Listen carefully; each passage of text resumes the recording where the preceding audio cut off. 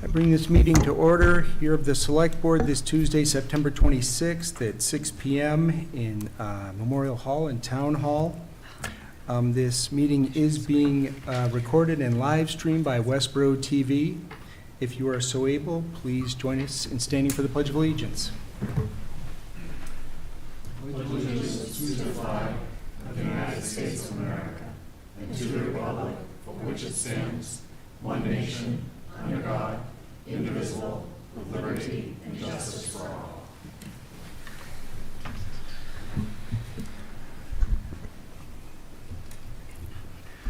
We typically start each meeting with open forum. Is there anyone here who would like to speak at open forum? Oh, oh. Either or. Good evening, Brett Borland, 50 Summer Street. I'm here on behalf of the Congregational Church of Westborough. It seems like in the past month or two, we've had a couple of signs removed from Church Street on the east side that allowed church services and funeral services to park on that side of the street when they're in session. 2 no parking signs have been put in this place on this side. Unfortunately, that's our handicap access, and we have a curb cut right there, and we also have a handicap sign right there. And now there's 2 no parking signs on either side of that handicap. I don't know how these decisions are made. I look back through a lot of your agendas for the last few months, and I don't see any parking on there, so I'm not sure what's happened. I did send Christy an email with pictures back on August 14th. I've had no response to that. I just wanted to bring it out to the public and ask what's going on. Thank you. Thank you very much. Next.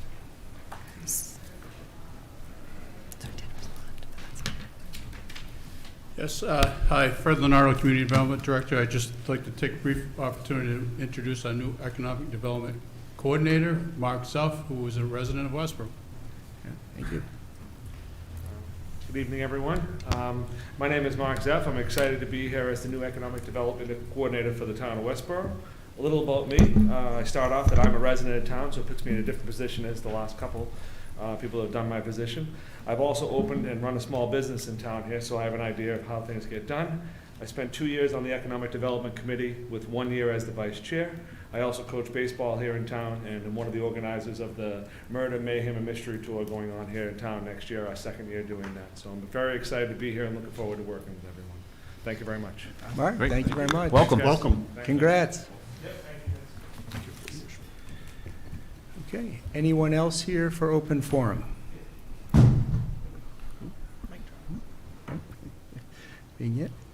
All right, we'll move on to our next item. It is a vote to concur with the town manager's appointment of Jason Little as the new finance director. Great.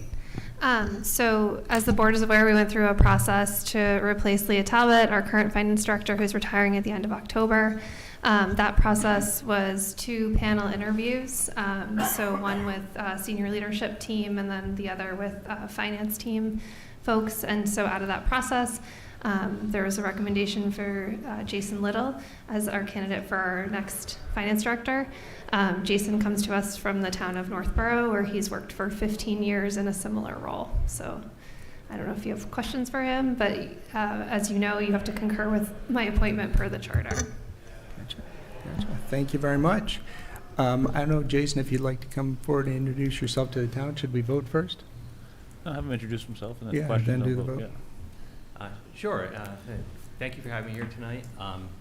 I was thrilled to get the opportunity to interview for the position, and even more thrilled to learn that I was going to be on the agenda for this appointment tonight. I've worked for, like as Christy said, for the past 15 years in the town of Northborough as a town accountant, and then eventually as finance director there. So throughout my career, I've driven through the town of Westborough almost daily, and I've always thought that I would apply for the job here, and I'm just on cloud 9 knowing that I'm about to work here as well. So I look forward to working here. Oh, looking forward to it as well. Thank you very much, Jason. Motion from anyone? I'll move to I'll move to concur with the town manager's appointment of Jason Little as the finance director for a term to end June 30th, 2026. Second. All those in favor? Hey, Jason, Welcome thank you aboard. very much. Welcome. Thank you. Yeah. Yep, congratulations. Sean, do you want to just put the other? Yeah, no. And thank you for the reminder. Yes. So Jason has very big shoes to fill. Our current finance director retires at the end of October. Her name is Leah Talbot. She has been our finance director and worked for the town of Westborough for 31 years. And we are very grateful to Leah, and we will try and drag her to a meeting in October to tell her in person. Yeah. But thank you to Leah, and every time I get a chance to say that, I'm happy I can. So thank you, Shelby. Next, request for appointments and reappointments, and we have a few of them here. Do we want to start with Mr. Stanton? Sure, I'll move to reappoint Michael Stanton as representative from Westborough to the Wastewater Treatment Plant Board for a term to expire September 30th, 2026. Second. All those in favor? 5-0. I guess maybe go through the unopposed ones first. We have two for the Council on Aging. Yes, so I would move to appoint Paula Zecco and Daryl Semino, I hope I pronounced that right, to the Council on Aging for a term to expire June 30, 2026. Second. All right, all those in favor? 5-0. Thank you. And then we have one opening within the Recreation Commission, and we have two candidates for that opening. We've asked them both to come here this evening to speak briefly about their credentials and why they're interested in this opportunity. Start with Katie Welch, please. Katie.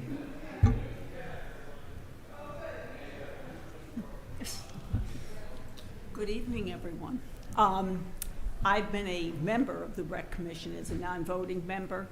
I transferred over there, having been a member previously on the Golf Operating Committee, and when the operation merged to become under town management, with it being directly under the Rec Commission, I became a non-voting member, because at the time there weren't any openings.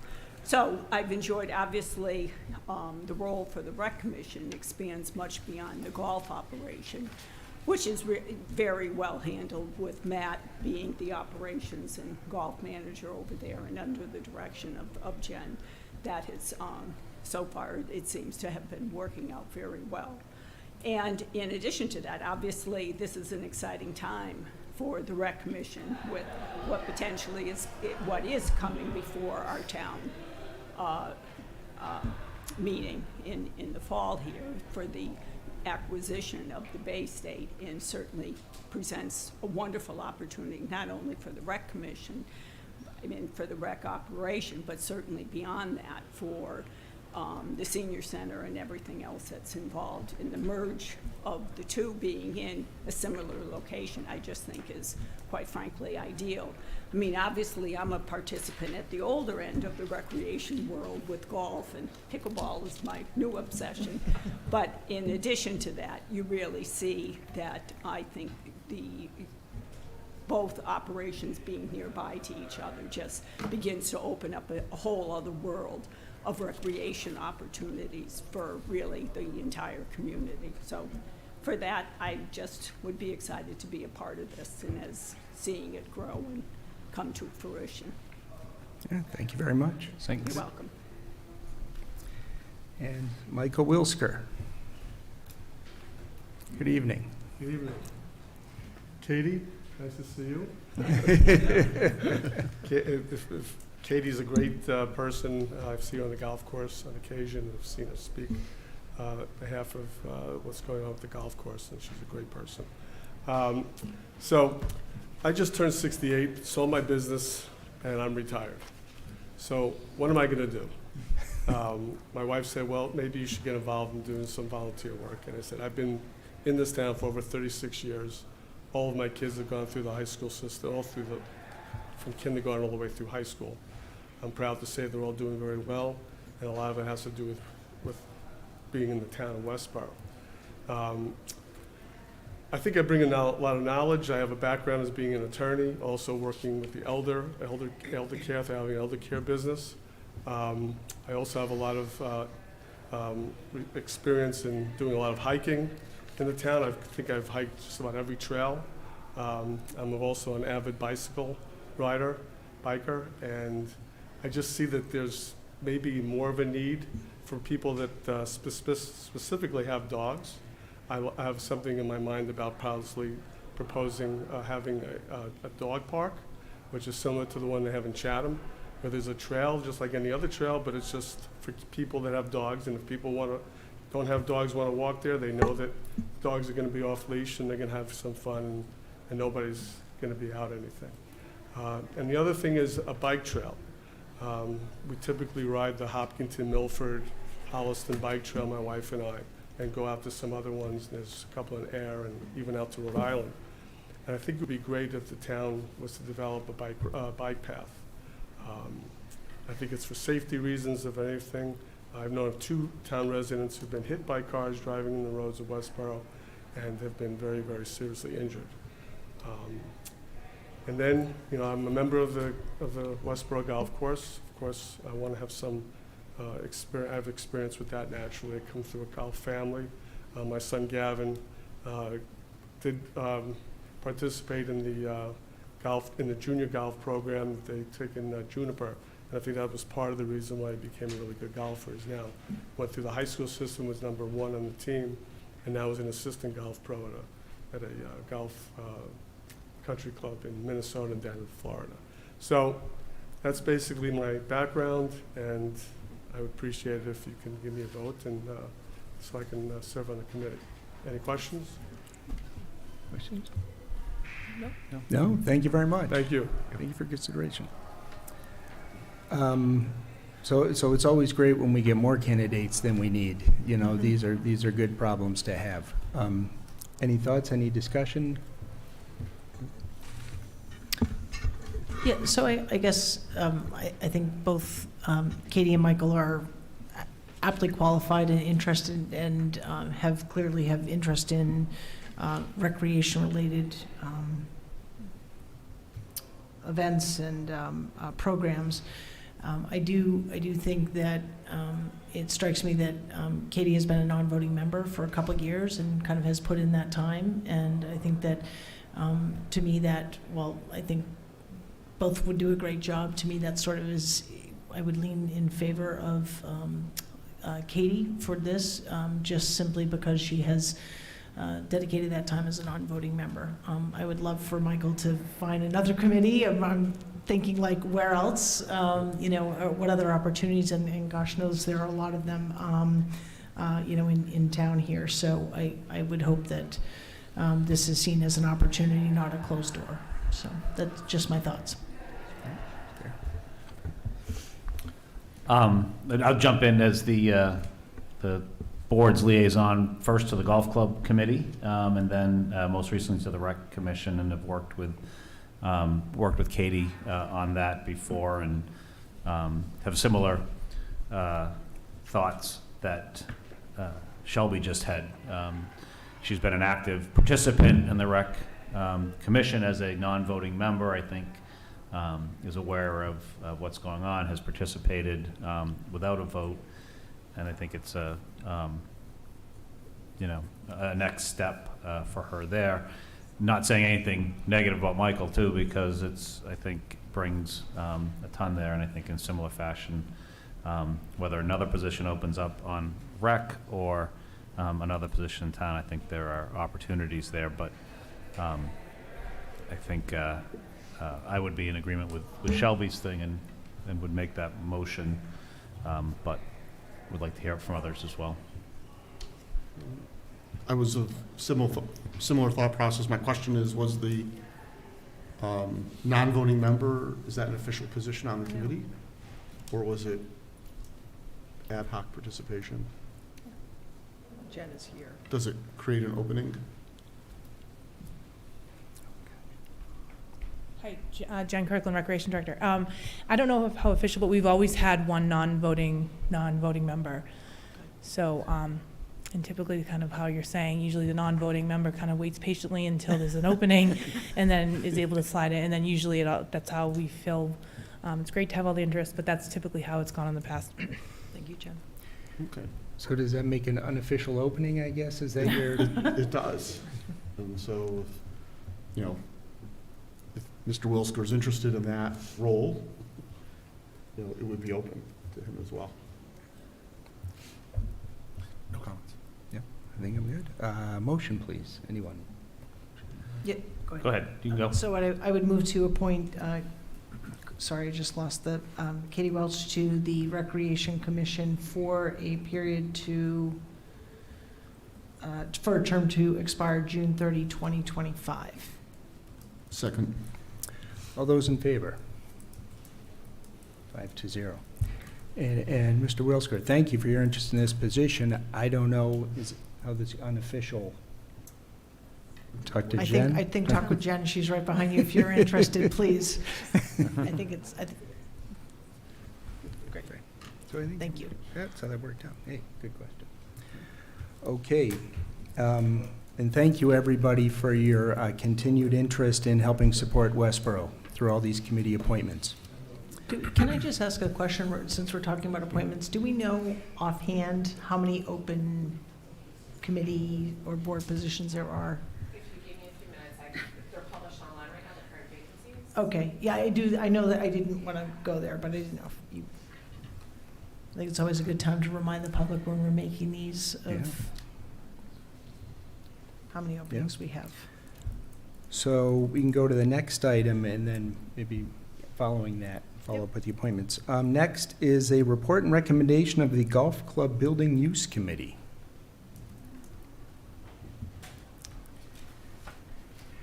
And thank you. If you could give your name and address. I need to make a habit of asking. Okay, thanks.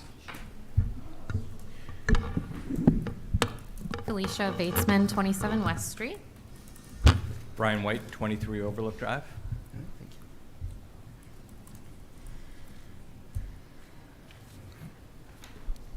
So Brian and I are just presenting kind of the conclusion that our committee came to and how we kind of got there. So just as a reminder of what the committee was charged with, I'm just going to briefly go over our charge. We were to recommend whether or not the town should consider significant capital investment in the country club building, whether it be renovation or construction, identify expected use of the building considering the needs of the golf course, the pro shop, and maintenance barn, specifically to address any level of food service desired, and consider other recreational uses or community needs that may be addressed by the building.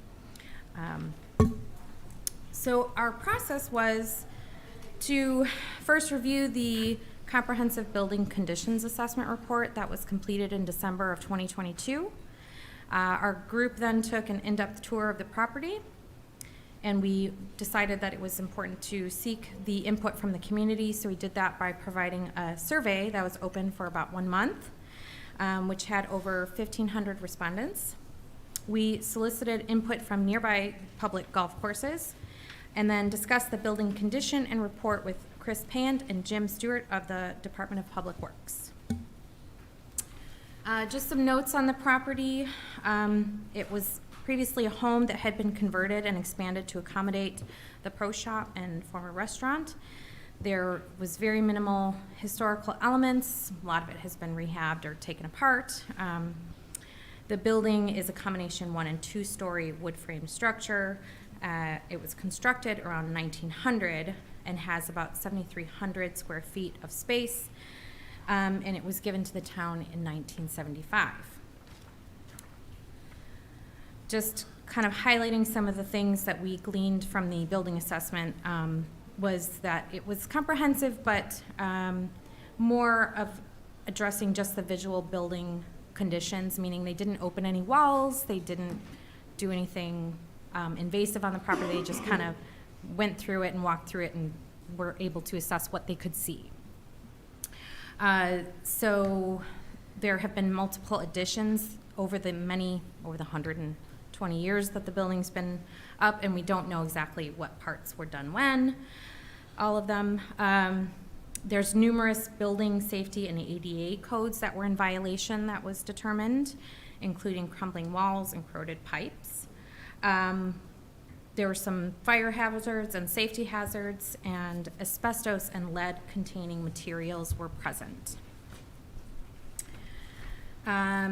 There were 24 line items labeled that they were immediate emergent conditions, and then an additional 13 items that were medium-term conditions for consideration. So quite a lot of pretty pertinent things that would need to happen right away. Those immediate repairs total was over $900,000. That is inclusive of the accessibility findings, but it does not represent anything that would come up during construction that they found behind the walls, and it does not include any design fees to have the property properly designed. So it's just a one-for-one estimate. If that $900,000 was just basically if we were to go and replace the bathroom exactly where it was and make it ADA compliant, for example. We do have a published full report online on the Westborough website. Then on our tour, the group that we did when we went through the tour, there was clear evidence of multiple additions and multiple systems, multiple HVACs and multiple electrical systems, parts that didn't have any electrical. And we found that though it had served its purpose in the past, it's not considered suitable for continued use as a restaurant. We just found that the necessary places for the kitchen, for example, or the restroom were really not ideal. The dining space wasn't quite as utilized as it could be with a better layout. And there was very clear deterioration of the building. And we also felt that, again, we could see that there was very little of the original kind of charming historic elements left of the home. So, as I said, we did provide a survey for the community to get their input, and we just kind of put a couple of things in our presentation here that we thought were the most pertinent. So we asked what people would utilize if it were available on the golf course, and overwhelmingly, people wanted a full-service restaurant and or a family-friendly restaurant, kind of like something that was there previously.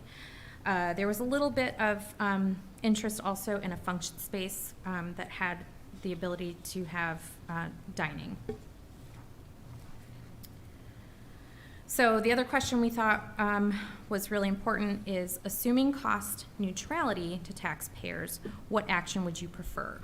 To rehabilitate the existing space, have a new building, or completely new building? So the rehabilitation of the existing space was just about 50%. So most people wanted to see that, but I think with all of the costs and everything, that's, it's a different ballgame. And then a lot of people were interested in just completely new building, not even saving, the footprint and just building brand new from the ground up. We wanted to know from the golfers' perspective, since they are the main users of the golf course, obviously, we wanted to know how important it was for them to have on-site dining. And between very important or somewhat important, about 75% of golfers want to have some sort of dining or eating establishment where they can get some food or beverage. We also were interested in finding out if people wanted sort of a quick dining option where you could just go and get some prepackaged sandwiches, hot dogs, kind of quick service things, or if they wanted a full service restaurant. Most people actually wanted a combination of both. That was almost, 65% of the people that we surveyed wanted that kind of establishment. We also had a selected comment section that I'll turn over to Brian, and he'll tell you about the comments we. Sure. So although we had 1,500 plus survey respondents, there were only about 50 additional comments made. Most of those, though, kind of went down the same path. And it was definitely a sense of urgency to get everybody, of course, was calling it civic, but to get the restaurant space back up and going. There's a huge demand. There was a sense of community, but there was also, a sense from the comments that they wanted it to be fiscally responsible and that hopefully it could generate revenues. So we did take that to heart in our recommendation. One of the other points that we did is we did have Cyprian Keys in, and I think to the members of the committee that was pretty eye-opening. I think that the direction we thought we were going in was somewhat changed after meeting with Cyprian. There was talk of function rooms and meeting facilities and that sort of thing, and it was definitely, there was a sense of a scaled-back version would be what they would recommend, instead of having a large function room, having 2 smaller function rooms. There was more bang for the buck, and they would actually get more use. So smaller event space for, say, up to 100 people as opposed to, so having 200-person event spaces as opposed to a 200-person space. And they also said that if we're looking to garner revenues, that kind of a rework of the building would be important to be able to get views of the course, which would command a higher price from either a restaurant leasing out the space or the function facilities to have those views of the golf course, whether it be in spring, fall, or winter or summer, the whole time. And then also to make sure that we, hopefully on the next step, when the building committee comes to be, that they actually look at architects and designers that specifically work with clubs. Not necessarily golf clubs, but club spaces with restaurants to be able to get the maximum space. In meeting with the DPW, it was clear, that going off the building assessment and just fixing those is a giant Band-Aid. It's not a solution to what the problem is. And disclosure, I went into this thinking, let's get it done quickly, let's get it rehabbed, or possibly just use the existing footprint and let's get it back open and operating. But after reading the report, after touring it, after really, looking at things and listening, it's clear that it's got to go a step further. So we need to provide a solution. As Felicia had mentioned, the report is really just, that $900,000 is really just a one-for-one replacement. There's no change in the design of the building. It's, if the bar was there, the bar is going to be in the same spot. The bathrooms are going to be in the same spot. So that clearly would not help with the thought of being able to create revenue in the future with a redesigned, reworked space. It was also noted, that I think a lot of community input has been, how did it get this bad? Why is it this bad? And at this point, it really is, nobody can make up for what was or was not done in the 80s and the 90s and so forth, and that we really just need to move on with a solution today. So some of the considerations that we took into account as far as, after getting all this input, what really to do, was the footprint in relation to the golf course. As everybody's been there, it's a tight spot. You've got a putting green, you've got tee boxes, and you've got parking. And parking was a major consideration, especially since it is very limited during the golf season. So to say that you're going to have function facilities or other spaces and think that you can use those throughout the summer it's going to be difficult, because even when there was a restaurant in the space, the parking was at an absolute premium. We also did take into account, what other town buildings could be used. Obviously, that's taken even more of a turn now with the possibility of a new town building. We've all taken community input, at barbecues and sports fields and so forth, and there's definitely a sense that those that we have spoken to want something acted upon very quickly.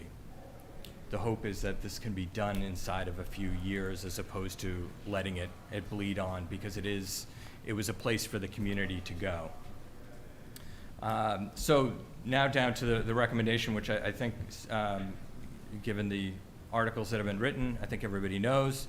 The recommendation with, I'll read it here, with respect to the golf course building located at 121 West Main Street, the committee recommends demolishing the current building in favor of a new facility.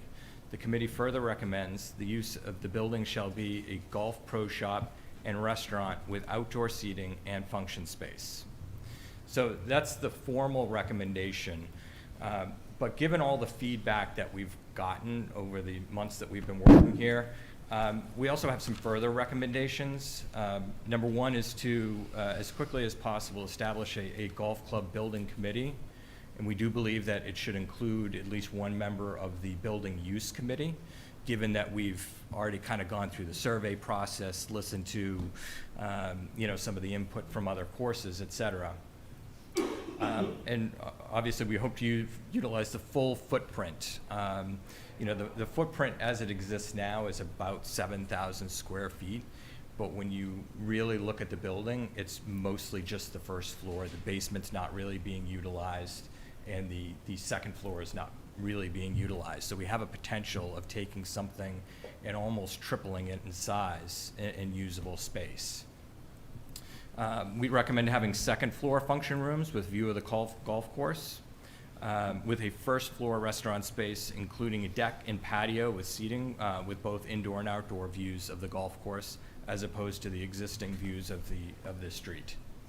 A golf pro shop that has at least equal to its current space and has both indoor and outdoor space designated for golf club use for dining and post-game socialization, which also came out during the survey that they often felt like they could get to the restaurant and it would be packed. So to have a space where golfers know that they could go after the fact. We also recommend having golf clubs member storage and facilities, designated space for simulators, and office space for the golf course. One thing that I don't think really came out in the surveys, but has certainly come out in community feedback since, is a sense of aesthetics. There are some people that are saying we don't need another, modern building, that a lot of people really enjoy the aesthetic of the building now, the kind of farmhouse, colonial look. So we do recommend that whatever gets built maintains the characteristic of the downtown aesthetic. And so we've lastly encouraged the Select Board and other governing bodies to move as quickly as possible through the process to design and build the new facility. Again, I think neither of us can stress enough how much people, the feedback has been, why couldn't we do this planning while a restaurant, is operating? So the hope is that this can be done as quickly as possible. Thank you very much. Any questions? Yeah. Who would like to start? So you're on the committee. I'm on the committee. Actually, could I you want to go last? I think, because we skipped over that front slide, but I think, and we started early here, but I think that a number of the committee members came in. We appointed that committee, but if folks just want to raise their hand from the committee that are here, so the board can also remember the group that's here. So it really was personally for me, it was a great group to work with. I appreciate the two of you stepping forward to do the presentation as well. But I think we really worked well together, and they summarized what the committee really put together and the thoughts that we had there. I would just, the one part, having Matt as our golf pro in there gave us some great insights too on the golf the use of the facility for the pro shop right now, and a lot of ideas he has. Folks that have used that know that we have a men's and a women's locker room with shower facilities, whatever.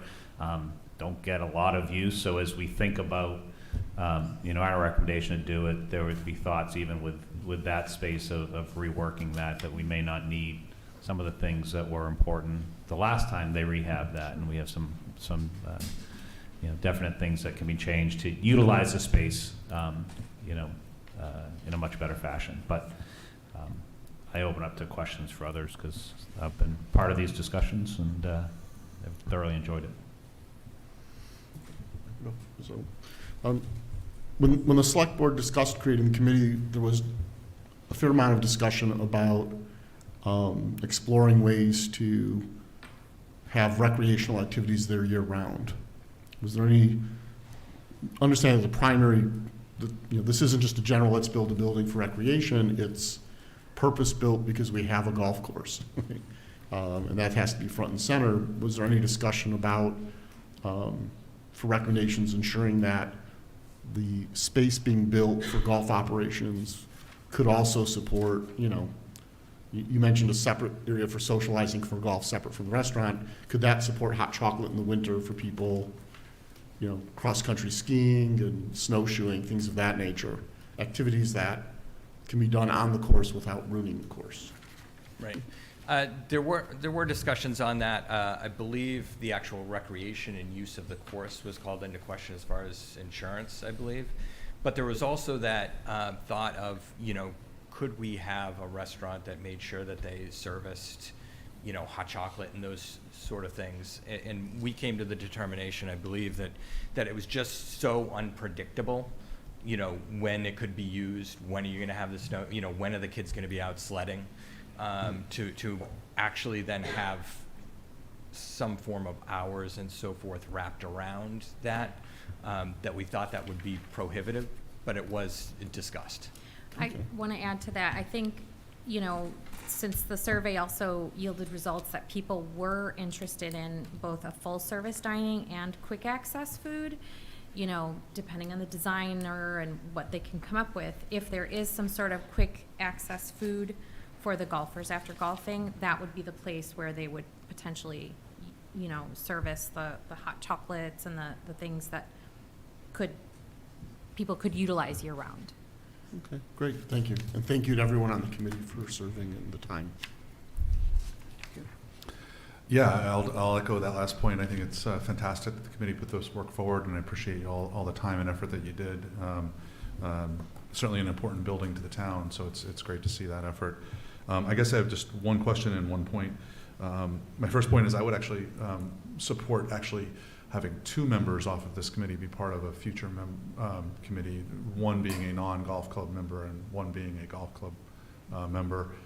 So ongoing discussions and whatnot could be spoken to from both perspectives. So I think that's important. And then my question to you is, my understanding is that there's also somewhat of a need for additional storage space down there, golf carts, lawn mowing maintenance equipment and things like that. Was there any discussion of additional building needs on the lot above and beyond just the main building as part of your discussions as well? There wasn't. That wasn't something that was brought to our attention. Our focus was on the main building. It's our understanding that the maintenance is kind of a separately negotiated contract. So we really just focused on what was going to take place within the footprint of the clubhouse building. Yeah, I don't know that we heard that. I'm looking at Matt over here. I mean, we have the maintenance shed that's been refitted to hit for the new golf carts, new electric golf carts and all that, away from the old gas golf carts, and I think it's handling its purpose, but I defer to Matt. Yeah, no issues. No issues. Okay, good. Yep. Thank you. Sure. Okay, thank you so much. So great report, appreciate everyone's contributions. I do have a handful of questions, so if you'll indulge me here along the way. And I will refer to the slides. Let me just kind of find my way here. Okay. Hang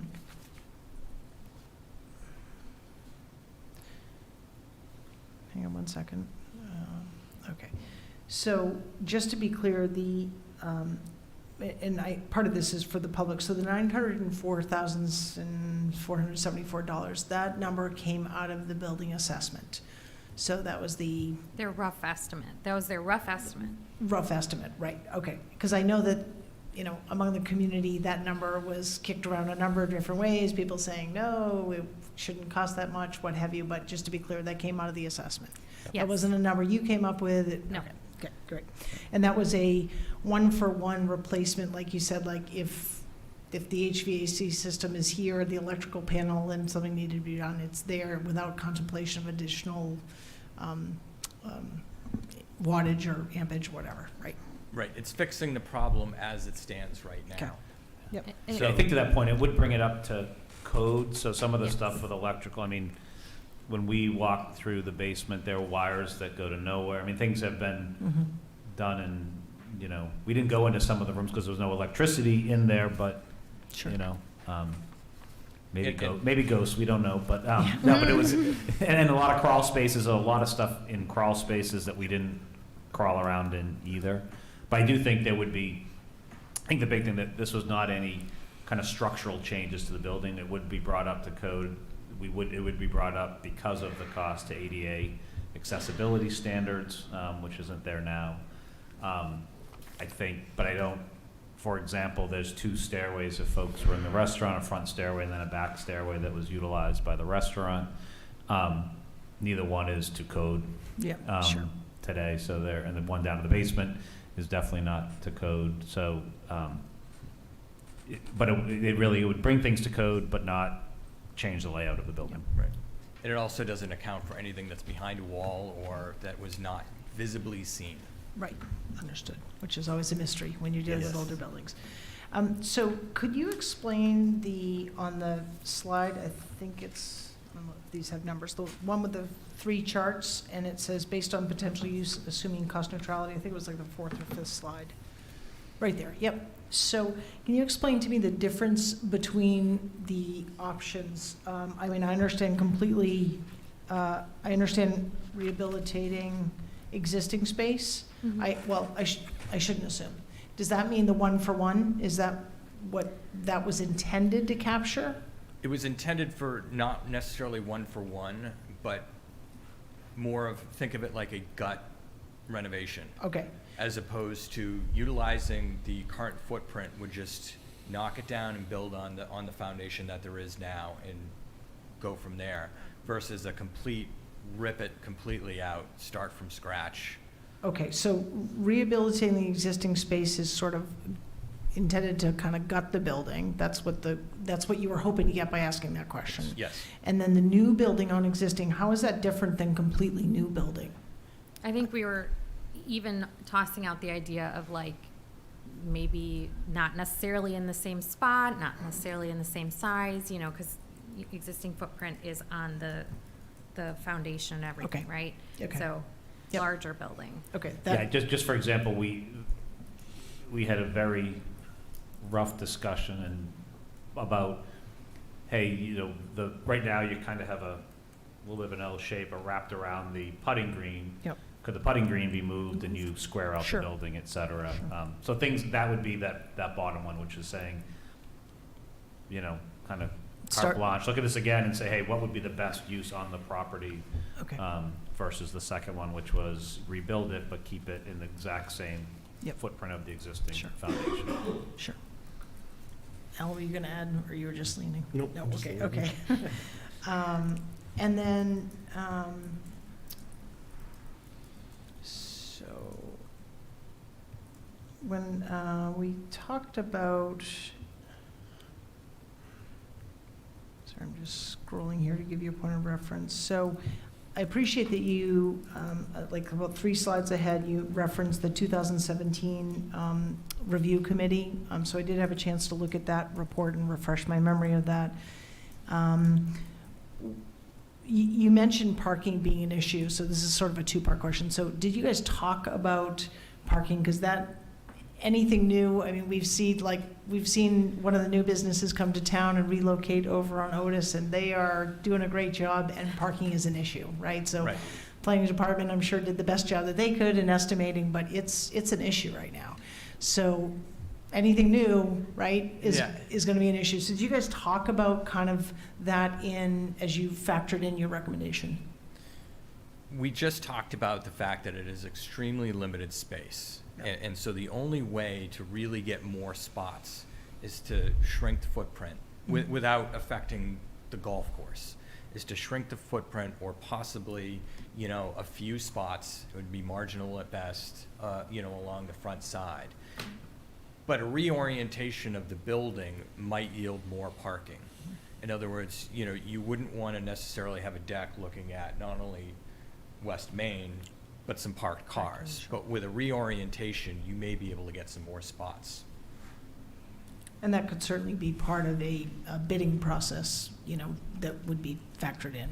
Yeah, and I think we did, sorry to keep jumping in, you know, there was pie in the sky discussions Yeah. too. I mean, we know that when Civic, the last restaurant, was operating, there were folks that were utilizing the church parking across the street. Now, that was not approved, that was not a discussion with town, people were just using it.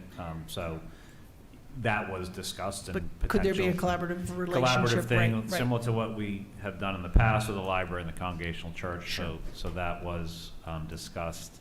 But, you know, we noted that something, you know, to really maximize full potential, we Sure. definitely had concerns, as was written up in the report, that during golf season and having the full-service restaurant or functions, that Yep. parking is something that needs to be Sure. considered and should be considered by the next committee. Sure. We wanted to bring that up. It is an issue. It needs to be addressed as part of that discussion. Sure, yeah, and understand it wasn't yours to solve, so. Right, I was gonna say, a lot of our discussions went places that were beyond, Yep. you know, what we were Your there charge. for, Yep. and we Right. had to kind Yeah, of tail back. Reel Yes. yourselves in, I get it, I get it. That was also part of the reason why we suggested the smaller function spaces. Mhm. Hosting a birthday party or an anniversary party or wedding shower is more feasible than hosting a wedding. Yep. You know, so that's why, another thing that went into the decision about the smaller function spaces. Sure, okay.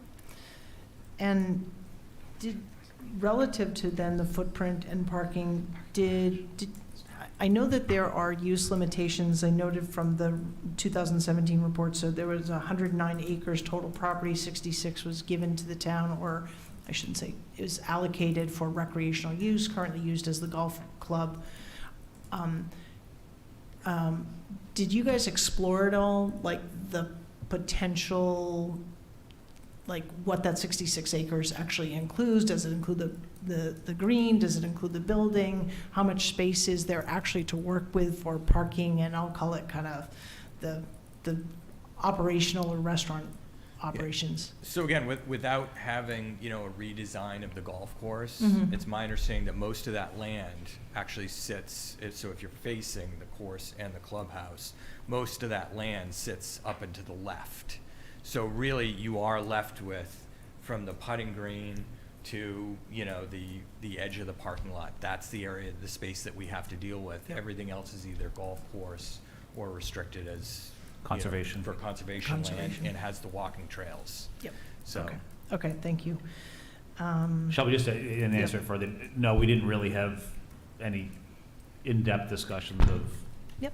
measuring what it did, but I mean, it's a good Once- question. I think once we kind of decided that's the lay of the land, we just Sure.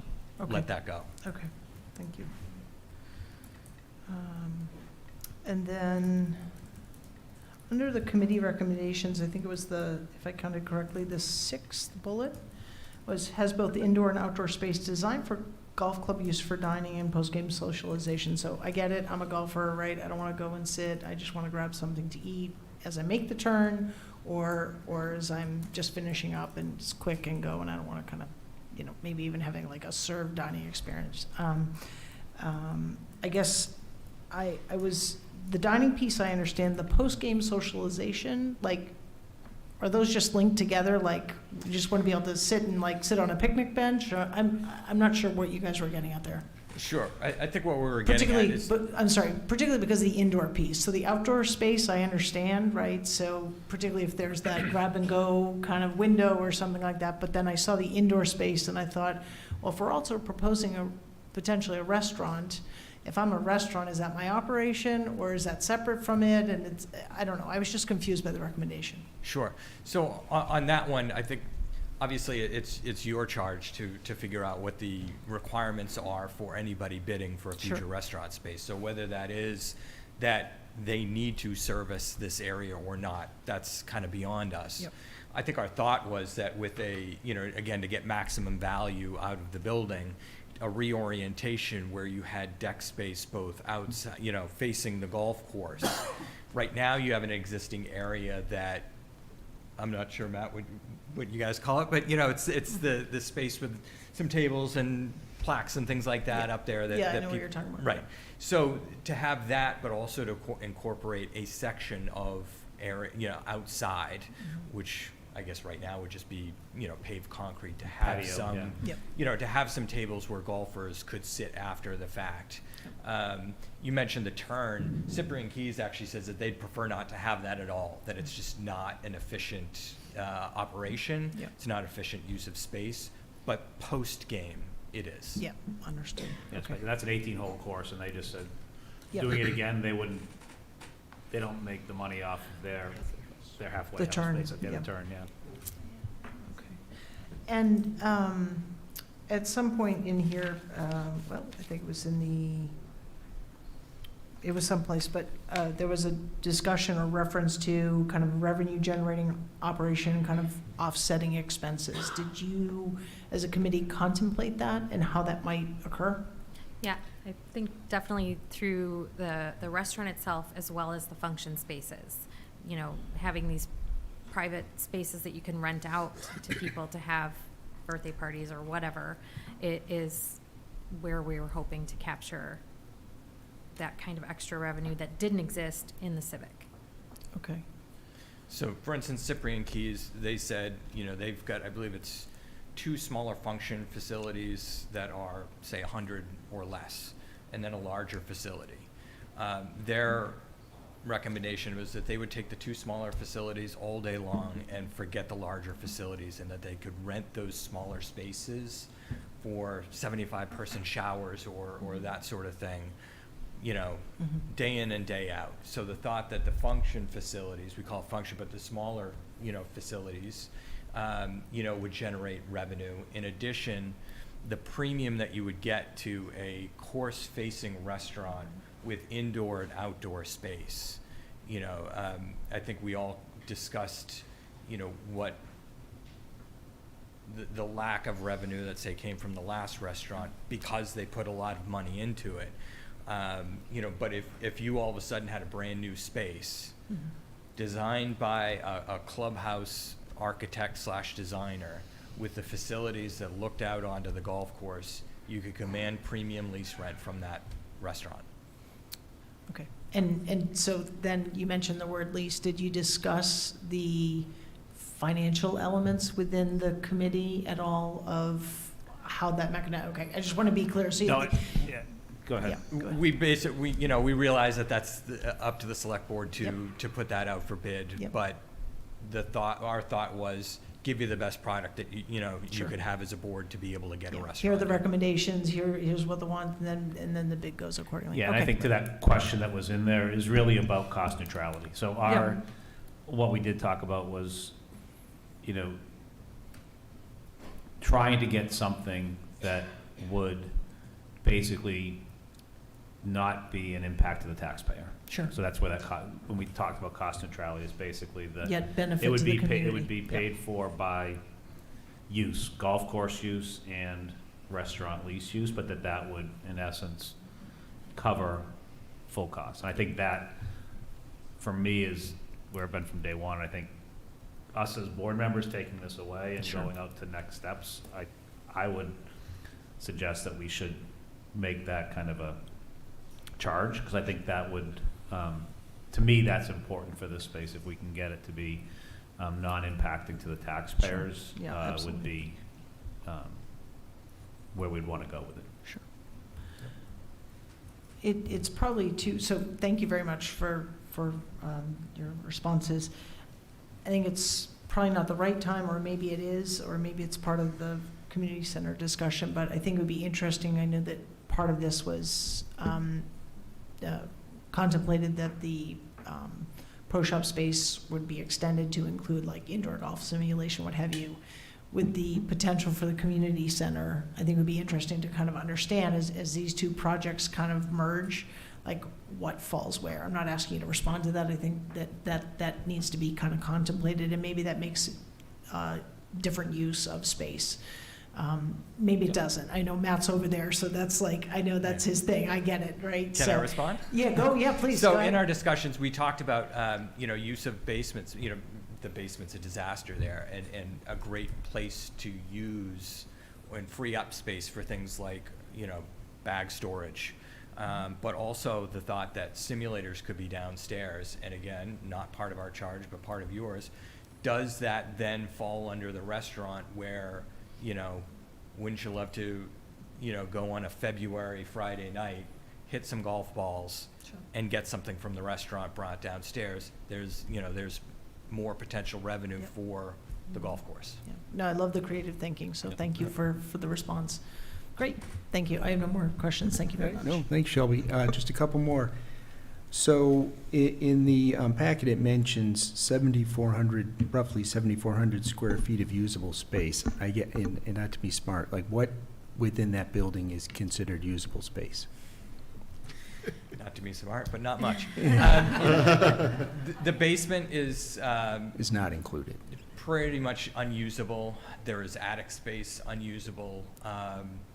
I would venture to guess that again, without a real heavy rehab, the second floor, which was office, which we think would be, a good spot for function space, kind of unusable now.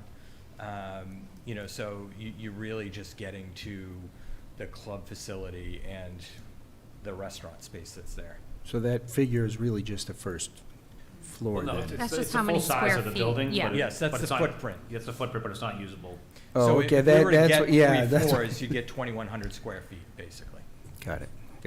Okay, so this says this is really just the entire technical space, I but don't know if usable is that's- probably like, I don't know if that's right.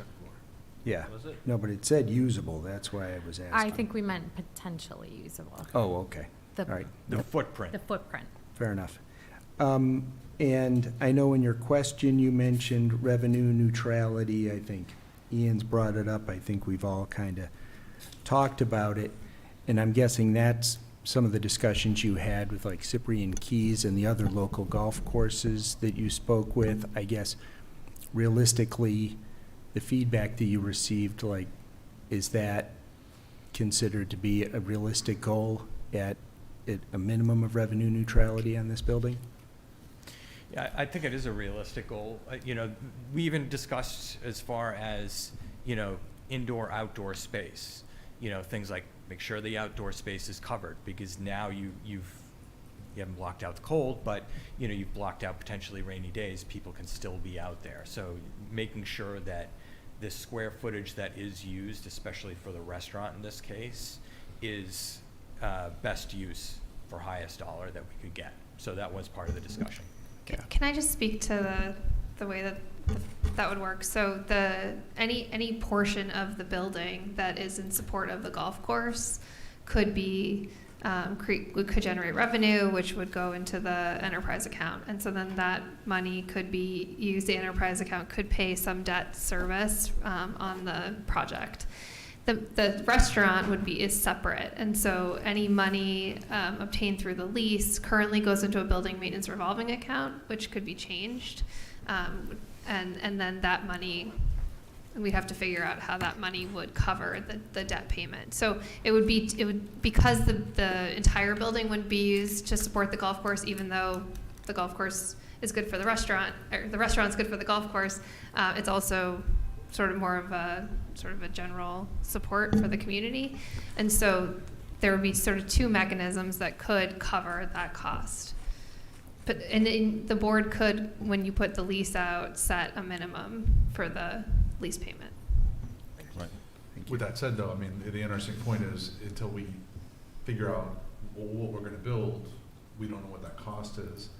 So I fully agree and support this.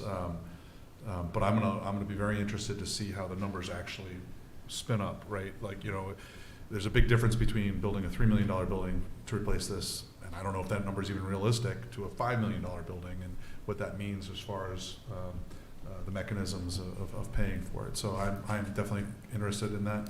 This building is I call it the Franken building. It needs to be replaced. We need to put something on there, and it's time, and the community really does need a good workable space for many reasons there, so very supportive of it.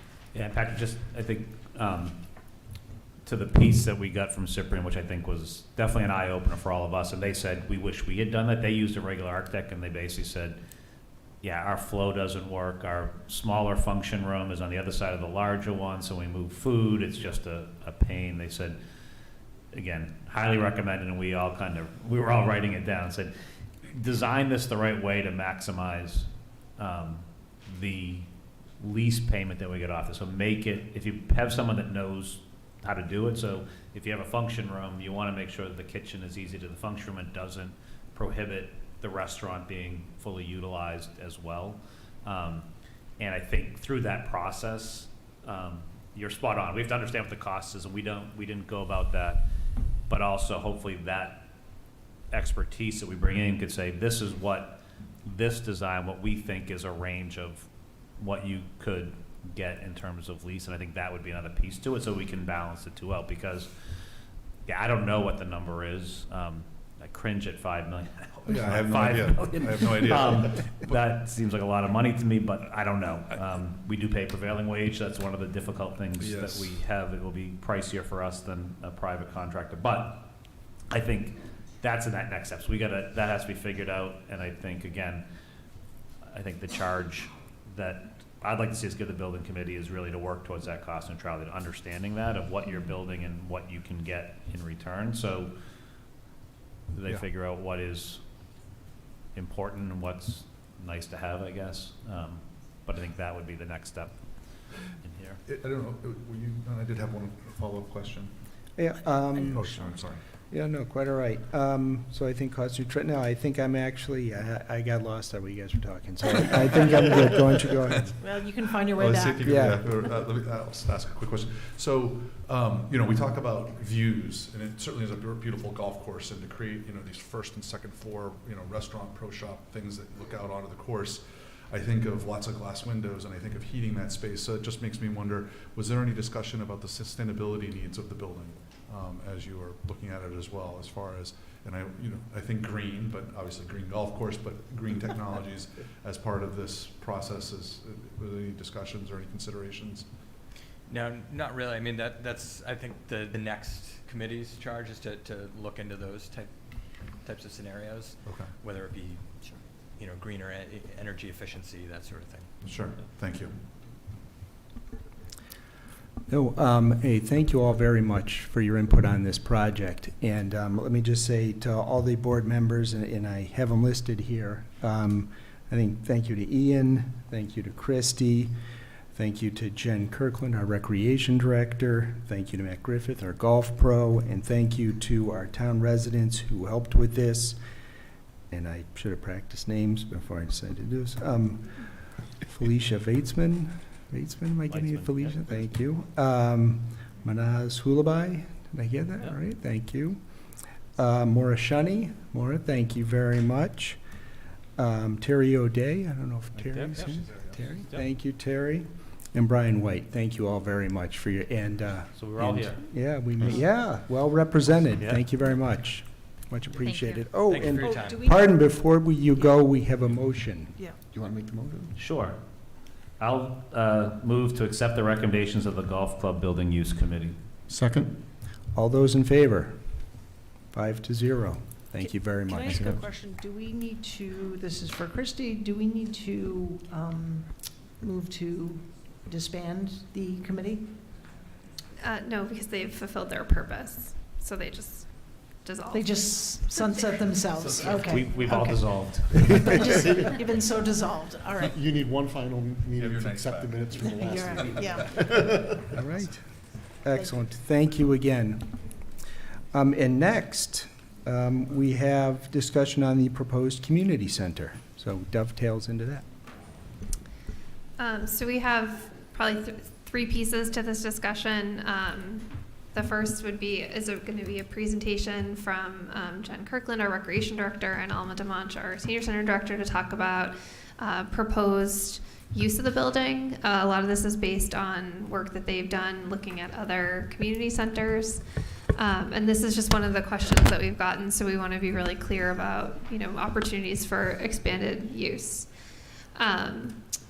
Another piece is I have a few slides related to costs. So I'll show those. They're really, I think there's 3 of them. So just to kind of look at some carrying cost estimates that we've done.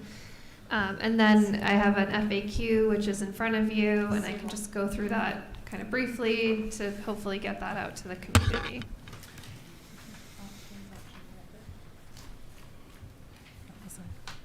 Am I in the right thing? So, you know what would it be? So it's registering here, you just need Do you want me to start with that? So now you're gonna ask.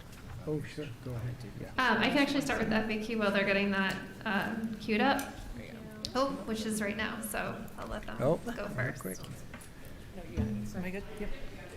So this, just for the board's information, this is different than the presentation that's in your packet. The presentation in your packet is the one that was presented to the Recreation Commission on September 19th. So this one is updated for tonight to include also the senior center. Excellent. Hi, everyone. My name is Jen Kirkland. I'm the Recreation Director. Alma DeMonch, Senior Center Director. Do you keep going together? Oh, okay.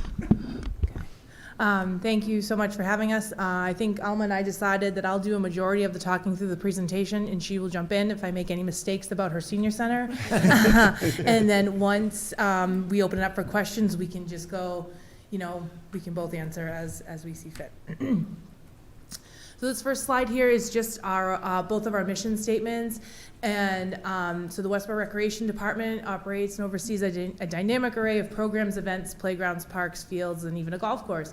We strive to serve all of our residents and encourage everyone at all ages and abilities to engage with our lively sports, creative programs, and remarkable facilities. We want Westborough to play more. And the Westborough Senior Center mission statement, the mission of the Westborough Council on Aging is to promote social, recreational, educational activities and provide advocacy and assistance to Westborough senior citizens and their families. As you can see just from our 2 mission statements, it's a natural fit that we sort of belong in the same building as we both strive to basically offer the same things. So here, this is what the current senior center program, what the current program offerings at the senior center have. And this is just, a short list of what they do, just kind of an overview, just to give you a feel of what they're currently doing. So they have a robust portfolio of programs and services that they offer to the residents of Westborough. During the summer months, they're able to offer bi-weekly deliveries of fresh produce to seniors. In conjunction with the Board of Health, they're able to offer nursing clinics weekly. The Westborough minibus service provides essential transportation services to residents. They play a large part in setting up events and programs for local veterans. They're committed to the safety of their residents and homes. They work with Project Alarm to ensure residents have properly working smoke detectors and residential lock boxes. They offer AARP safe driving courses. And along with a lot of their service work, the Senior Center is a part of, they also offer a lot of programming for seniors, including exercise programs, bingo, cribbage, ESL classes, painting, piano, lunch and learn programs, and a whole lot more. We've recently added Rummy Cube and Scrabble. And bagels with the board. Love And bagels with the board, yes. One of the barriers that they, for programming for them is that they really are not able to offer more than one program at a time in each space. Resources also limit the number of activities that they can successfully run later in the evening and on weekends. So here is what we currently offer in the Recreation Department. In the calendar year 2022, we were able to offer over 70 programs to our residents. These programs range from categories in art, STEM, sports, adult sports, and education-based activities. We play a very large role in the block party, the Main Street Trick or Treat, and the Winter Stroll. Our department also runs the very popular rec basketball program, which is a basketball program for kids in grades pre-K all the way through senior and high school. We serve over 500 kids annually, and that program requires us to recruit volunteer coaches, recruit staff, referees, scorekeepers, things of that nature. We order equipment, we do inventory, and we also have we are responsible for game day supervision as well. We run a pretty robust summer program. We offer camp-style playground programs, over 10 sports clinics. Both of these programs require managing and hiring of seasonal staff. We also run a large outdoor adventure program and free summer concerts as well. Many of these programs require us to use the Westborough Public Schools. The challenge there is that we're not able to get into the schools until 6 p.m. or later, and we are charged a fee on the weekends if we need weekend space, and the schools are closed vacation and holidays, so we can't use the school space during those times. We have great partners in the school system. They have their own policies, procedures, and programs running, and that's the reason that we're so limited on what we can use. In conjunction with programming, our department is responsible for a variety of outdoor facilities. 2 cricket pitches, 4 tennis courts, 3 outdoor basketball courts, the Lake Chauncey waterfront, 10 soccer fields, 7 baseball, softball fields, 5 playgrounds, 2 outdoor pavilions, a dog park, it's coming in 2024, the golf course, which is managed by our golf manager. And, I didn't mention my pickleball, and 8 pickleball courts, thank you. Oh, yeah, you got it there. It's in the list, yeah. And we also manage the rentals of all of our fields to the youth sports and 2 pavilions. So all of that will continue for both of our departments. If we were able to move into a community center, this is just some additional enhanced programming opportunities that we feel that we can offer the town. So the recreation department we would be able to offer programs immediately after school, evenings, weekends, offer vacation and holiday programming, offer more adult and senior programming at more appropriate times of the day, like mornings and early afternoon. Space would allow for more special events and things like that. And we have more opportunities to regularly collaborate with the senior center. So then on the senior center side as well, they would also be able to offer more weekend and evening activities. Especially additional space would allow for them to run more programs at the same time.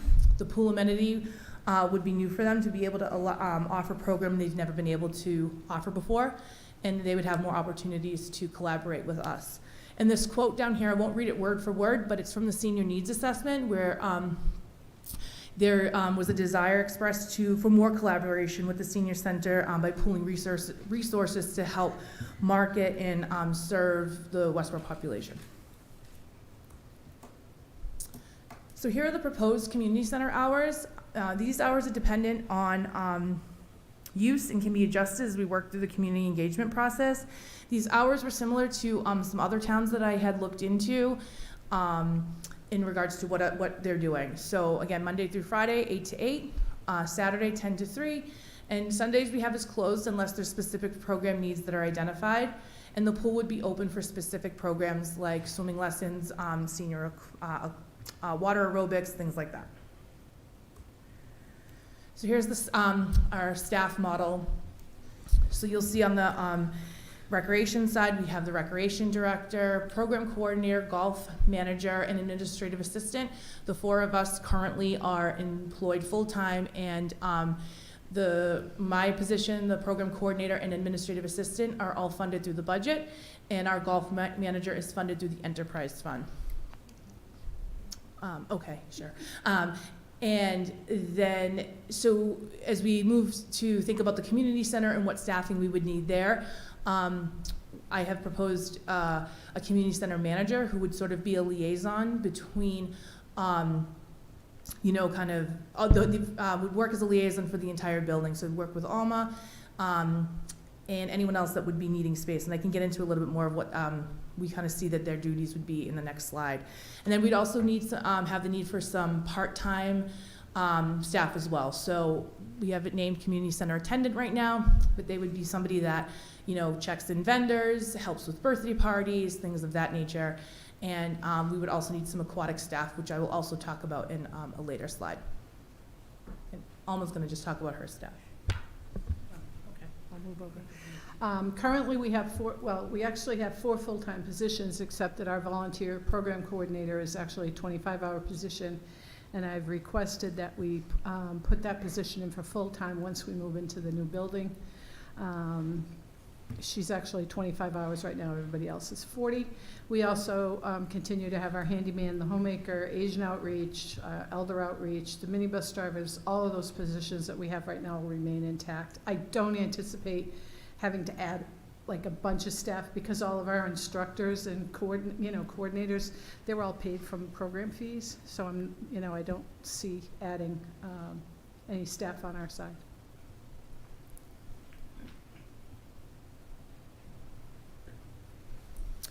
So here's a list here of what we sort of envision the community center manager doing. Again, we looked at other towns and what their community center managers, what role they play. And I think, the reason I listed out all of the great things that Alma and I do already is that all that stuff will remain. So we will still have fields to manage, all of the work that Alma does, that will still continue. So to add the management of a building, it really does qualify for somebody to be there to run the operations in the building. So again, this is just a draft of what we think what we think this position would do. So oversee just the daily operation of the community center. They would be in charge of hiring and managing all part-time community center employees. They would be in charge of programming the building and keeping up with market trends in collaboration with me and Alma to, they'd work on marketing plans, on ways to get, making sure the public are aware of everything that is going on at the community center in both the rec department and the senior center. They would help in preparation during budget time, and they would also help with expenditures as well. The proposed hours for this position would be somewhere between like 9 or 6 or 10 to 7. Not following that traditional model of the later Tuesday with the shorter day Friday, just so that we're sure that we have some sort of management staff on site. So we pulled this from the senior needs assessment. I just thought we thought it was interesting to just kind of highlight what the community is asking for or what they would like to see more of. So as you see on that second graph there on the right, educational programming, and indoor fitness seem to be high priorities for people in town here. And also, people acknowledge that they wanted to know, they want to be more knowledgeable about what's going on. So again, having both of our centers together in one community center makes it easier to push out marketing, make sure people know what's going on, and having the additional space, we are able to offer more educational programming, indoor fitness classes, performances, things like that, which you can clearly see people are asking for. So this next slide is, I'm sure you're all aware, but just for the public, how our fee structure and how the recreation department operates. So we have a revolving account. The 3 full-time salaries I had mentioned, my position, the program coordinator, and the administrative assistant, their salaries come from the budget, but everything else is paid for out of our revolving account through program fees. So all of the salaries, we hire over 70 kids over the summer. All of their salaries are paid through program fees. Anytime we have to pay for our gym rentals through the school, program fees. Any equipment, shirts, things like that, it all comes out of our program fees. I don't anticipate that changing at all when we move into the new building. We run programs, we charge what we need to charge to cover our costs. The senior center operates similarly. They do have a little bit of money from the budget for their special events, office supplies, things like that. But after talking with Alma, that $11,000 for special events and programming is gone pretty quickly. So the rest of the things that she's able to do, she does through program fees, grants, gift accounts, which again are no impact to the taxpayer. Did you want to add anything? So again, just some potential programming, and I wanted to put those 2 slides up ahead of time just so in case people are thinking, all of this new space, new programming, where is all this money coming from to run this stuff? This is the model that we will continue to follow. So as far as youth programs, enrichment programs, STEM, chess, art, earlier start times, like I mentioned, Special Olympics programming, we run Special Olympics soccer, basketball, and swimming. And in the spring when we do swimming, we use another local pool, but we're limited to how many lanes we can get, so we would look to expand that. Nightly open gym, vacation programming, preschool programming during the day, parent and me type classes, rental space for staffed birthday parties or other events, more flexibility in the summer in swim lessons. And as for adult programming, indoor pickleball, volleyball, badminton, basketball, adult fitness, opportunities for guest speakers, senior social meetups, additional adult education classes, and group activities in support groups, which Alma has heard that there people want more of. It's just a matter of having the space to do so. Community programs, craft or collectible fairs, more movie nights, teen nights, small band or concerts, and an after-school club. So the future of the first floor, as we know, the second floor is already outfitted pretty nicely for a recreation department. The first floor is, we'll need some, community engagement, and we're going to need to look to what we want to do down there. But, the community center will be for the community, but there will be dedicated space for seniors. I think that was a highlight from the assessment, that seniors really want that. They want their own space. The intention of the first floor is to operate as a senior center, how they do now, with at least 40 hours a week dedicated to senior programming and services. Outside of those hours, space may be rented or used by other community groups, similar to how it runs today. Specific needs is identified by the senior needs assessment, and current senior center staff will also be taken into account when we look to outfit the first floor of that building. Some things that I know Alma has expressed that she would like or need: commercial kitchen, a cafe or bistro, which would be a welcoming place that serves light fare, breakfast and lunch. I think Northborough has something similar to that. It'd be a great opportunity for senior TAC work-off folks or the borough program. A fitness room on the first floor for adult exercise and things like that. A music room, a game room, and a computer lab. And this, we pulled this from the senior assessment here, just that basically the physical space right now at the senior center is not big enough to meet the needs of the community at this time. So that first floor, while it is much bigger than the senior center, it is from the senior needs assessment, we need the bigger space. Please. I have to say, though, that when looking at the needs assessment, it's not that we don't offer a lot of the things that people brought up. We just don't have the capacity to have too many more people in the building than we already have. So that's part of the difficulty. I mean, we do offer a lot of those things, but we can't squeeze any more bodies into the space. Comfortably. So I just wanted to talk quickly about aquatics. So the pool in the building is 1,500 square feet and 4 feet 5 inches deep. And per the Department of Public Health, this pool would be classified as a non-swimmer pool. So that means per DPH, 100 people could be in the pool at a time, pending sufficient lifeguards, which is 1 lifeguard per 25 people. So the plan with aquatics would be to develop a pool plan, which is in progress. And once the pool plan is complete and we have satisfactory lifeguards on staff, I think we'd be able to offer swim lessons, water aerobics, lap swim, Special Olympic swimming, like I had mentioned, special events like dive-in movies and birthday parties. So you might be saying, you couldn't find lifeguards for the beach. How are you going to find lifeguards for a pool? So I was working with a vendor had reached out to me, and we can contract all of these services through this vendor. So lifeguards, certified pool operator, instructors to offer all of these classes. So it was a very hopeful conversation. So again, it wouldn't be me going out trying to recruit lifeguards. There is someone we can contract to help us get the pool up and running. And then opportunities for enhancements on the second floor. As I mentioned, the second floor is already fitted up pretty nicely for us to move in and kind of hit the ground running, but we would explore opportunities to enhance the space using future Community Preservation Act funds.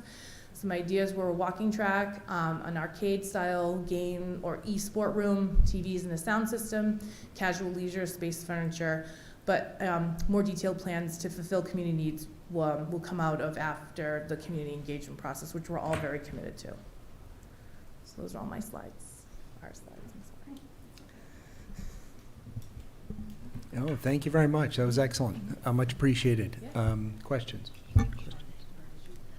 I guess I just wanted to say that this is all to explain that there's a lot of opportunity here and kind of be a little more specific about what that opportunity is. But I think Jen and Alma understand, and the board certainly does, that we're going to go through that community engagement piece. So, if the public has questions about kind of maybe the details of this, I think that the answer really is that, these are ideas, and so that'll all come out of the community engagement sessions.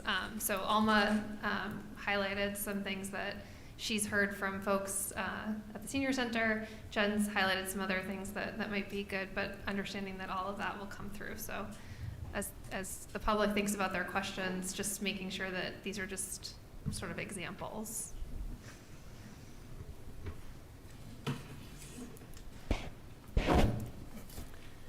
So we go into the FAQ. What do you want to do, the cost increase? Do you want to see slide? my, do you have questions for them? No? Great, thank you. Yeah, so Yep. I do just more, so first of all, thank you so much. Yeah. Clearly, a lot of work has been done in a compressed period of time to pull this together, so. Well, and appreciate that you had a meeting with the rec commission as well, so thank you very much. So just a couple things, sort of my observations of the kind of the content that was provided, and appreciate Christie's I think contextualization that these are a lot of ideas. I mean, but I think some of them are pretty obvious. And so I don't want to really get into the programs aspect because I think that that's sort of down the road. A couple of things the community center hours, to me, I think is something that we need to, it would be an interesting kind of conversation, obviously clearly dependent upon staffing and fees. There's not necessarily alignment in what is proposed with what is sort of available in area, I'll say private locations, so public-private.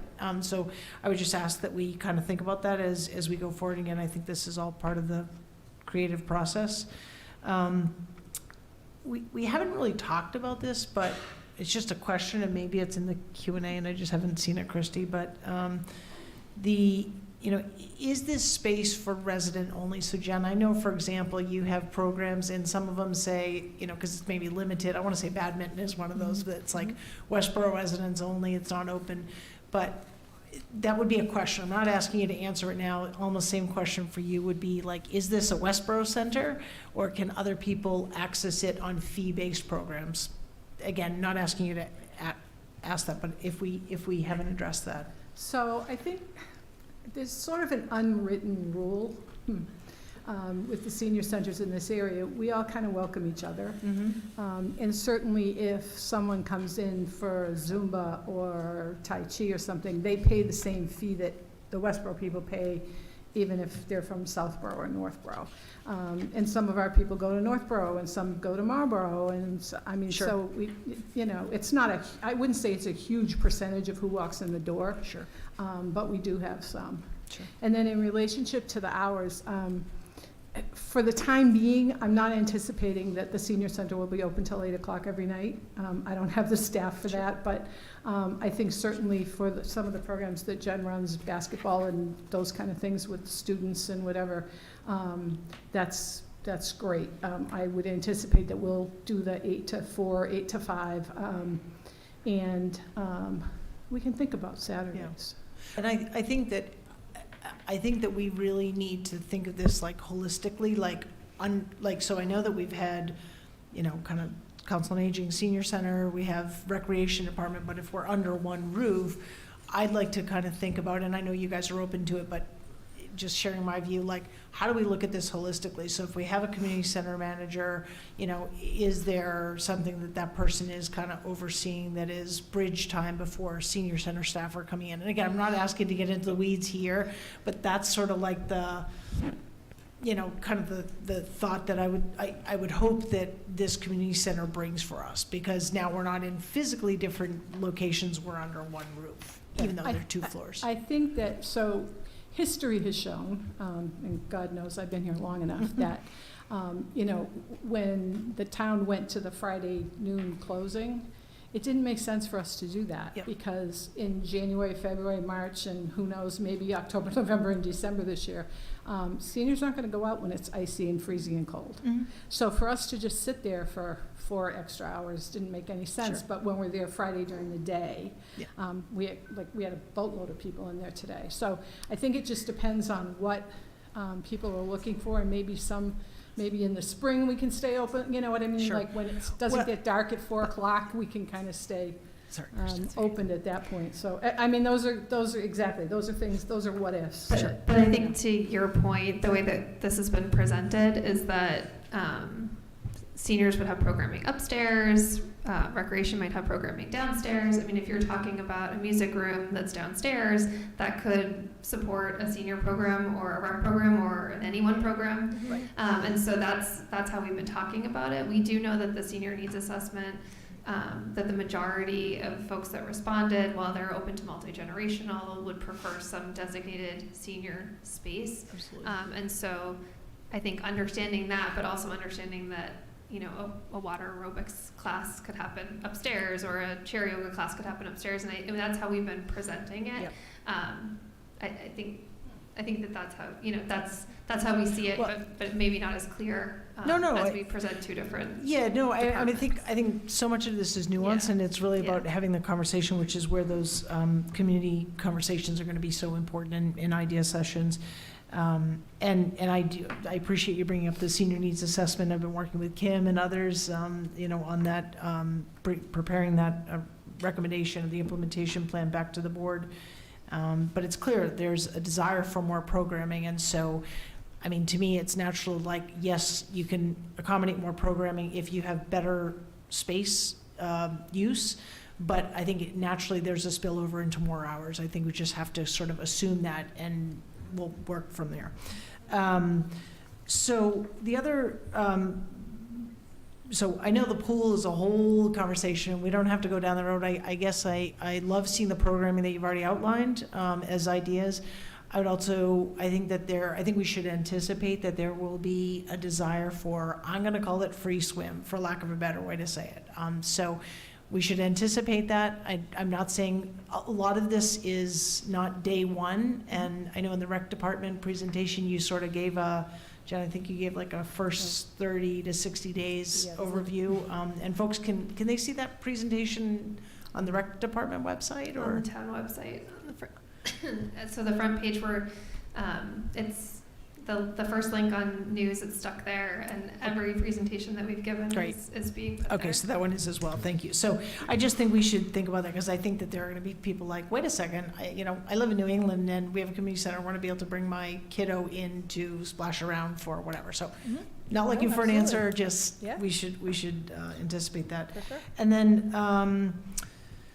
I was a little confused when you put up the hours here, but then you had, Jen, you had said the community center manager hours aren't aligned with the center hours. Can you just help me to Sure. understand that? Sure. So our thought process with that would be that this community center manager would likely have some experience managing, whether in the rec world or senior center world. So their hours would be 9 to 6 or 10 to 7, meaning that they're there majority of the day, and that part-time, I think I called it a community center attendant, would maybe be there like 3 to 8. But that community center manager is there for a bulk of the time, put out any fires that may happen. So that was sort of where we were thinking with that. And then just along those lines where we're talking about staffing, you mentioned sort of at the end when we were talking about the pool, and you had a contractual kind of high-level discussion about a certified pool operator. And I remember early discussions, you had mentioned about that being sort of a requirement. Is that another staffing position we haven't seen yet, or is that a certification like this manager would have? This manager could possibly have it. I'm planning to take the class myself in November. Okay. So it's just another certification. Okay, so someone could Yeah. obtain that training? Yeah. Okay. And then I guess my other question that I don't know if we've contemplated in the Q&A is, we've talked a lot about revolving funds and fees, but there's some aspect of this space which is just like, come and hang out, right? So if I'm coming for a program, right, I'm coming to do yoga or whatever, coming for, or I'm coming to hear a speaker, maybe I'm paying a fee. But will there be an aspect, or will we contemplate like a membership-based program? Like if if there's gonna be gym workout space, like if I'm gonna come and work out, it's a question, I'm not asking anyone to answer it, but how will that work? Or I just wanna come and hang out in the lounge area that, we contemplate? I mean, there's no anticipation of a membership fee, Okay. because it is a community center. Right, well, that's why I didn't know how to ask them. Jen does run programs, and Alma probably does too, that are currently free, like the Yep. Yeah, so I was, sorry. concerts on the common, things Yeah. like that. Okay. And so they're still supported by the revolving accounts. Obviously, if it comes out of the community engagement process that people are looking for something like that, then we would have to talk about it. But at this point, we're anticipating that it's a community building, open to the community. And Okay. if kids are coming after school to study or, whatever. Right. Okay. They're able to. Yeah. No, I mean, I love that response, but I think we should anticipate that just to understand how will it work and, I know, just from the rec side, Christy mentioned it, that we do try to, we offer quite a few free activities, like, so the Main Street Trick or Treat, our department supplies all the candy that you given Yep. out in town hall, the free concerts, we've done bingo nights at the senior center that have all been free. So we're able to, work in these free, so this after-school club, that's not gonna cost us really anything. So when you come to this after-school club to kind of hang out, do your homework, socialize with friends, sure, there's no cost, but Sure. there's really no cost to us. The building's already open, things like that. But sure. it's, it'd be similar to the model of how we operate now. Okay. No, great. More Thank you space. very much for the presentation and for the questions. So, just a quick comment. In the context, this presentation is great because it's the Recreation Department and Commission and the Senior Center and Council on Aging looking at this facility and saying, we can do more and we can do better in big picture ways. The community engagement, I feel, is going to be critical because what this presentation doesn't address yet is what are things that we don't do today that we may want to use that space for, so as we looking forward a little bit and think about, a committee to manage the engagement process and come up with those plans, involvement with the Cultural Council, for example, there's enough square footage in this building that there could be an art space and a performance space, more than just a music room. You have TCAT in Natick, you have APEC now in Framingham that provide stage and facility for concerts, plays, lessons, community groups to use as well. And so I think it's really a call to the community that when the engagement process starts, get involved, let your ideas be heard. We won't be able to do, I'm sure we won't, just like with our ARPA funding, we can't do everything, but we can come up with some, broad ideas about, getting the most out of every square foot of that space and what we want, because this is a generational opportunity. Yeah, and to that, just to add on, Alan, I think that also will drive fit-up costs, right? Because that's an unknown right now. So Right. depending upon It all kind of comes where into this play. vision, we have to have the vision, and then we have to understand what that cost is to build it. And obviously and I do think that Jen and Alma have identified, potential programming as future, but again, we open this up hopefully to thousands of people that want to participate in this community engagement opportunity. There are ideas. I see our library director is here. I'm sure she has some ideas about how the library could collaborate with that space as well, particularly while their space is, limited and, pre-renovation of that project building. Sure. I'll go ahead. Thank you for the presentation. Tremendous work to pull together all this information and share it with us tonight. So thank you.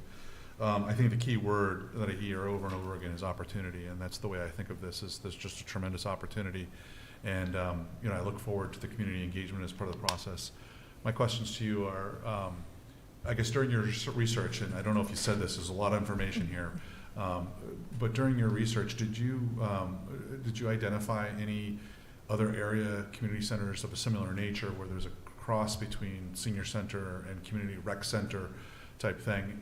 One of the things I'm interested in is going to look at facilities that are of a similar nature to see how they're using their spaces, seeing how they're making them as efficient as possible to meet. I mean, it's a big demand. This list is impressive, and again, back to opportunity. So my question is, did you look anywhere? Natick has a community center, senior center combination. I've been in there. Upton just opened theirs not too long ago. I haven't had a chance to get over there. I drive by it on my way to my mother's, but I haven't been there at a time where I could stop in, so, but that's one of the plans that, you know, to go over there and check it out. I'm not aware, Marlboro is, yeah, I'm not aware of anybody else that has the combination in, the, you know, in our, where? Lexington, but I mean in our, you know, in this area. Southborough's adding on to their center right now. They just broke ground a couple weeks ago. Marlboro built a new center probably 10 years ago. Northborough, their center's been there probably 15 or 18 years at this point, I think, and it's just senior center. So, I mean, it's just Hudson, same thing, it's just for seniors, so. Okay, thank you. And I guess my other comment is that in regards to the lifeguard program, I get the challenge. I understand it, and I certainly support. We have an immediate need, and especially when this happens, we have a need to get those services. Kids learning how to swim is super important. I would just ask, and this is not the board asking, this is just me asking, that you continue to look at other opportunities to form a pipeline of kids into being interested in lifeguarding. I believe, if I remember correctly, when my kids were in scouting, for example, the Girl Scouts and the Boy Scouts both have swimming badges. How do we get our kids to see this as an opportunity and make it advantageous for them to participate in swimming and getting them involved? I got my junior lifeguard at one point, and I found it invaluable when I was a kid to know how to swim. So I would just ask to continue that process to look and start to build that pipeline. So absolutely. The vendor that I was talking to, they're looking for a real partnership. So I touched on that with them as well, that we struggle to find our own lifeguards and hire, and they offered to help with resources on how to, they do trainings, they offer lifeguard trainings and things of that nature. So they're really looking, to partner with us and help. They went so much as to offer to come to meetings. So I think that it's, having them as a partner, I think that we'll be able to support, kind of building our own kind of pool of lifeguards, and at the very least be able to offer trainings for people to get certified to be lifeguards on a more regular basis. Yeah. And then I'll just quickly say, actually I'll hold that comment until we get to later in the agenda. So, but thank you again very much. Appreciate it. All right. Yeah, I just think real quick, and I think back to past boards, that Shelby came with your question is, I think it came maybe through the youth commission or whatever, but there was a kind of an ask of the board, ask of the town to have some sort of teen space. They had no place to hang out, and so this thing about fees, whatever, I think this is a great opportunity to have a free space for hangout, supervise. That's why we have staff there. But I do think it's something that's been asked in the past, and I think based on location, the facility or whatever, it's a great opportunity to serve that need. We've talked about the senior needs assessment, but that is one that I remember, and we didn't have a real spot for that before. So a good, another use of this center. So Yeah, thanks. No, thank you for this presentation. I think you're sort of getting us all excited about the potential for this space. And I mean, really, it would be March at the earliest, so there is a lot of discussion to be had around this. But I think, these quick thoughts are tremendous, and thank you very much for this. And I think just highlighting what this potentially could be for the community. So thank you. Thank you. Sean, not to confuse the public, but when you say March, you were talking about from a staffing perspective? We wouldn't close on this until March. Oh, right, but the vote to decide. The vote? Oh, the vote's yeah, next just month. Not so that folks are But confused. potentially, it would Yeah. be open to the public Yep, sorry. in I March. just- No, thank you Yeah. for, I assume knowledge that not everybity has. So Yeah, yeah, Shelby, yes, thank you. Yep. I'll Thank just you. really quickly, if I can, Sean, I'll just share that last night at the Master Plan Implementation Committee, there was a conversation about this, and they did decide to have a vote on the committee, and it was a 10-1 vote to support. And they really recognized that there were a number of boxes that were checked off across the 205 items as part of the master plan.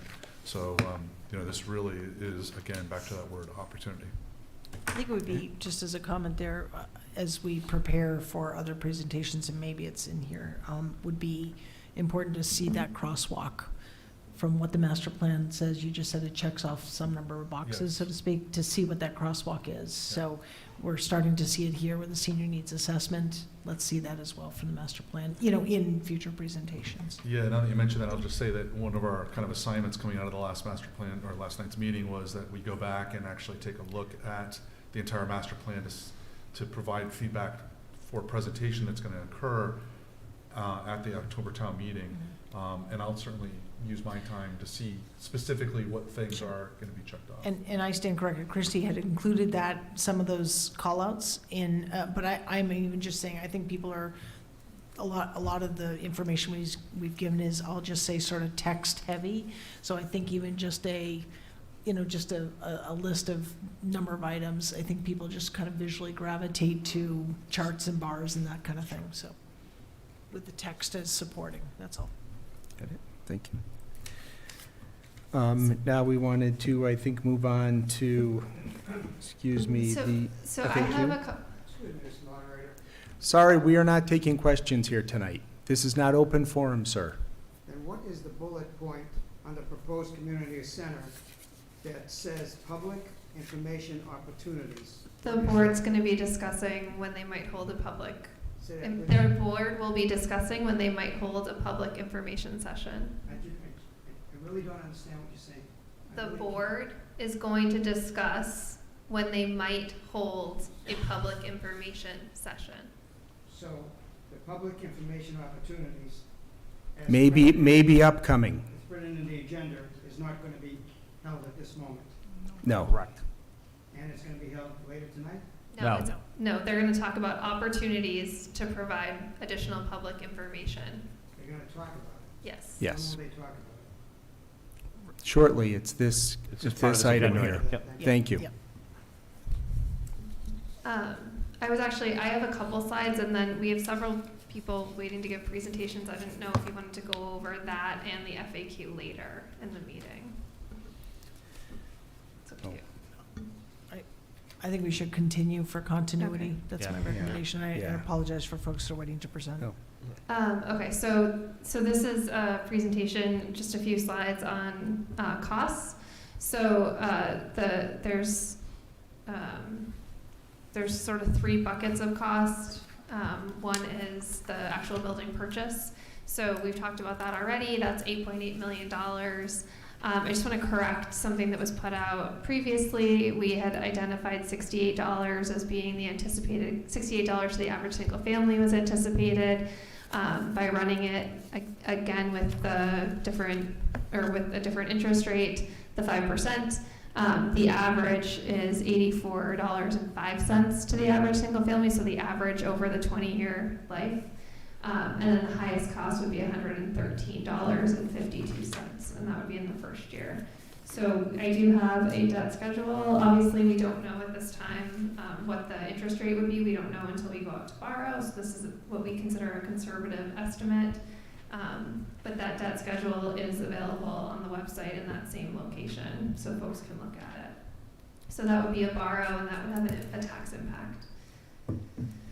Looking at anticipated personnel costs, we've talked about these a couple of times. So this is the community center manager, an increase to hours in the program and volunteer coordinator hours for 25 to 40, and then an additional custodian. So these positions these are estimated salaries. We haven't adjusted all the job descriptions, and that will come through you. This would be for FY25. The total estimated salaries is that $138,400, so that's an additional tax impact of $17.30. So that is for these two additional full-time employees, and then the increased hours.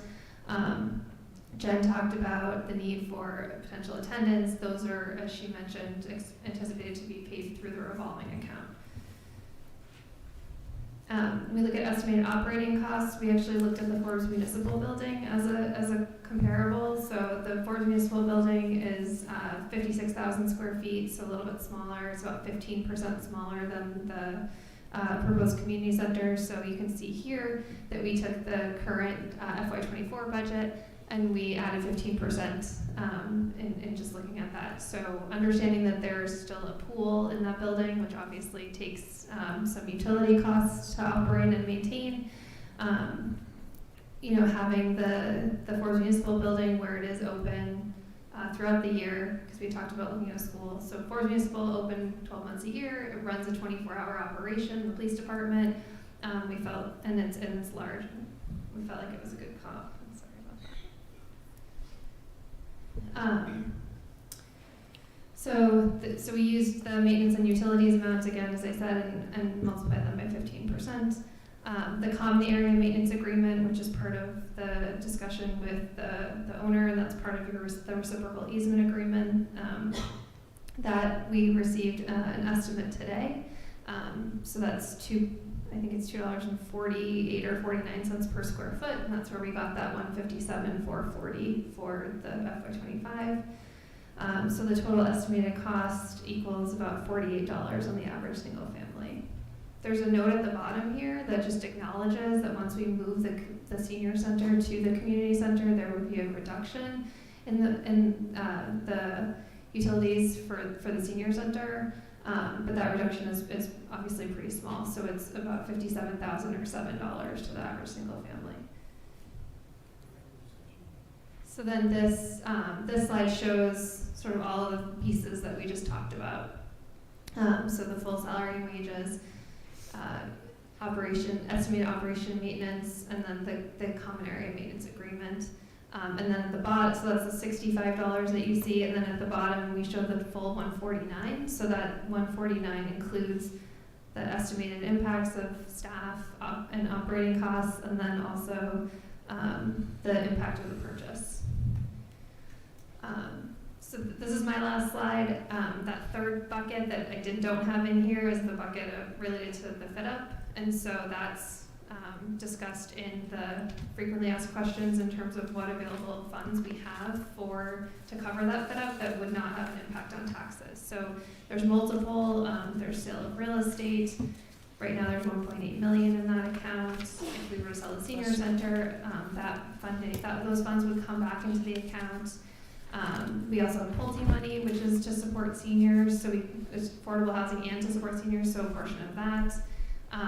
We also know the Community Preservation Act, as Jen mentioned, is potentially an opportunity because some of that money comes to recreation. So lots of reserves that we think we could use, or available funds that we think we could use to hopefully pay the cost of any fit up, and that's the expectation is that we would. When we conceptualize the fit up, we'll also obviously be cognizant of cost and propose something that we could cover. Christy, there's a lot of numbers, obviously, between the FAQ and this. I'm just curious, this is a great breakdown. Will you include this level breakdown in here? Because it's in there. Okay. Yep. It's in there. I just saw it. I was wondering. Okay, all right. Page 4. Page 4. All right, we go page 2. Okay. Thank you. And this will also be posted. It just hasn't yet. So I can answer any questions about any of the costs that we've put up. No. And then we can go to the FAQ. No.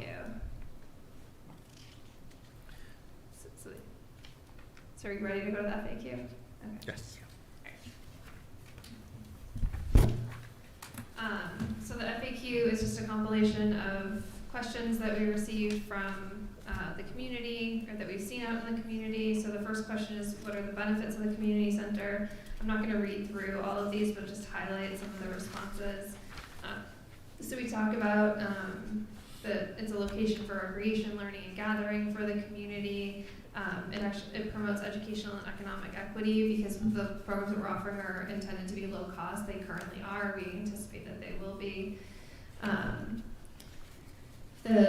This section points back to the presentation I first made, where we point back to the strategic plan, master plan, and senior needs assessment. Other anticipated benefits of this building that we haven't talked about, one is the opportunity to hold elections at this building. So in talking to our town clerk, There's really a great opportunity there to hold elections and to store our election equipment, which would be fantastic, because currently it's sort of all over the town hall. When we have to move it to the school, we also wouldn't have an impact on the school when there's an election. Other opportunities, obviously, are that the community groups, boards, committees, and departments. A lot of them are currently request the fire department training room, which was really intended to be a training room. So there's conflicts that they have to navigate. So certainly pulling those folks out of using that space. And then just obviously additional meeting space for community groups and different events. What are the current limitations of the senior center and recreation facilities that a community center would address? We, I think, talked about those related to the senior needs assessment, and Jen and Alma touched on those. There was a question about, should we consider holding a special town meeting after the October town meeting to allow this article to be further vetted? The board's placed the article on the October town meeting warrant to consider the purchase of the property. Given the negotiations that we've had, a later special town meeting, there could be risk of losing the ability to purchase the property. There's a question about how we arrived at the purchase price. So looking at the current assessed value of the apportioned property, the current assessed value of the entire property, the town did hire an independent appraiser, so we have that. That was what the town was able to look at related to negotiation. And then obviously the seller did their own analysis, and so then there was negotiation there to get to that 8.8 million. And then just some points of consideration being the cost of constructing a new facility, which we've noted, we've been told it could be $800 per square foot plus soft costs. We actually, if you look at the new Upton Community Center, that's consistent with that estimate. And then the location meets some of the needs of the strategic land master plan and needs assessment. The proposed funding sources, which we just talked about, is within here, and there will be a link in here that points back to that debt schedule that I mentioned.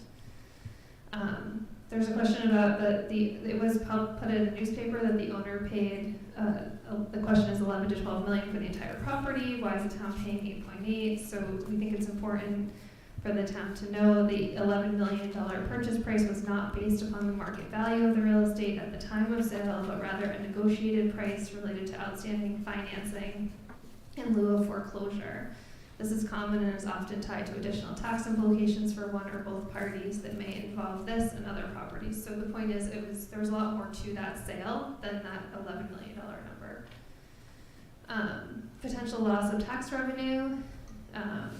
That portion of the property is valued at $1.8 million, which would translate in a reduction of approximately $30,000 for taxes on the property.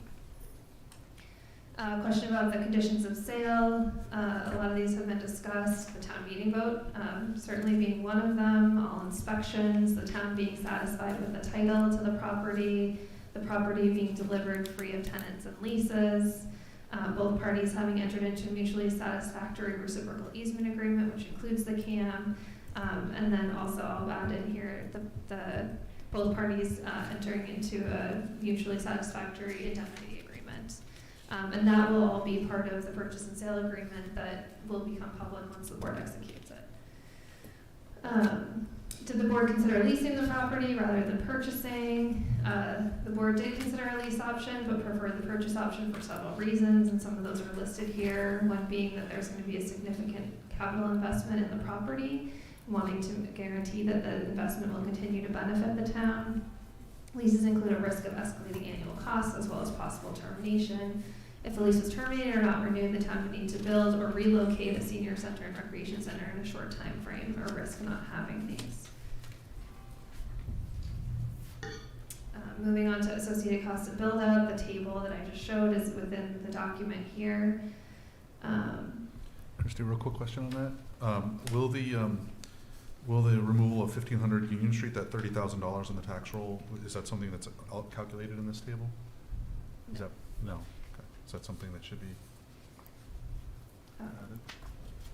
I don't know what it changes, but I didn't know if it... It could be. For the average single family, it would be pretty minimal. Yeah, in property commercial property values fluctuate. Yeah, again, it's just an estimate. Right.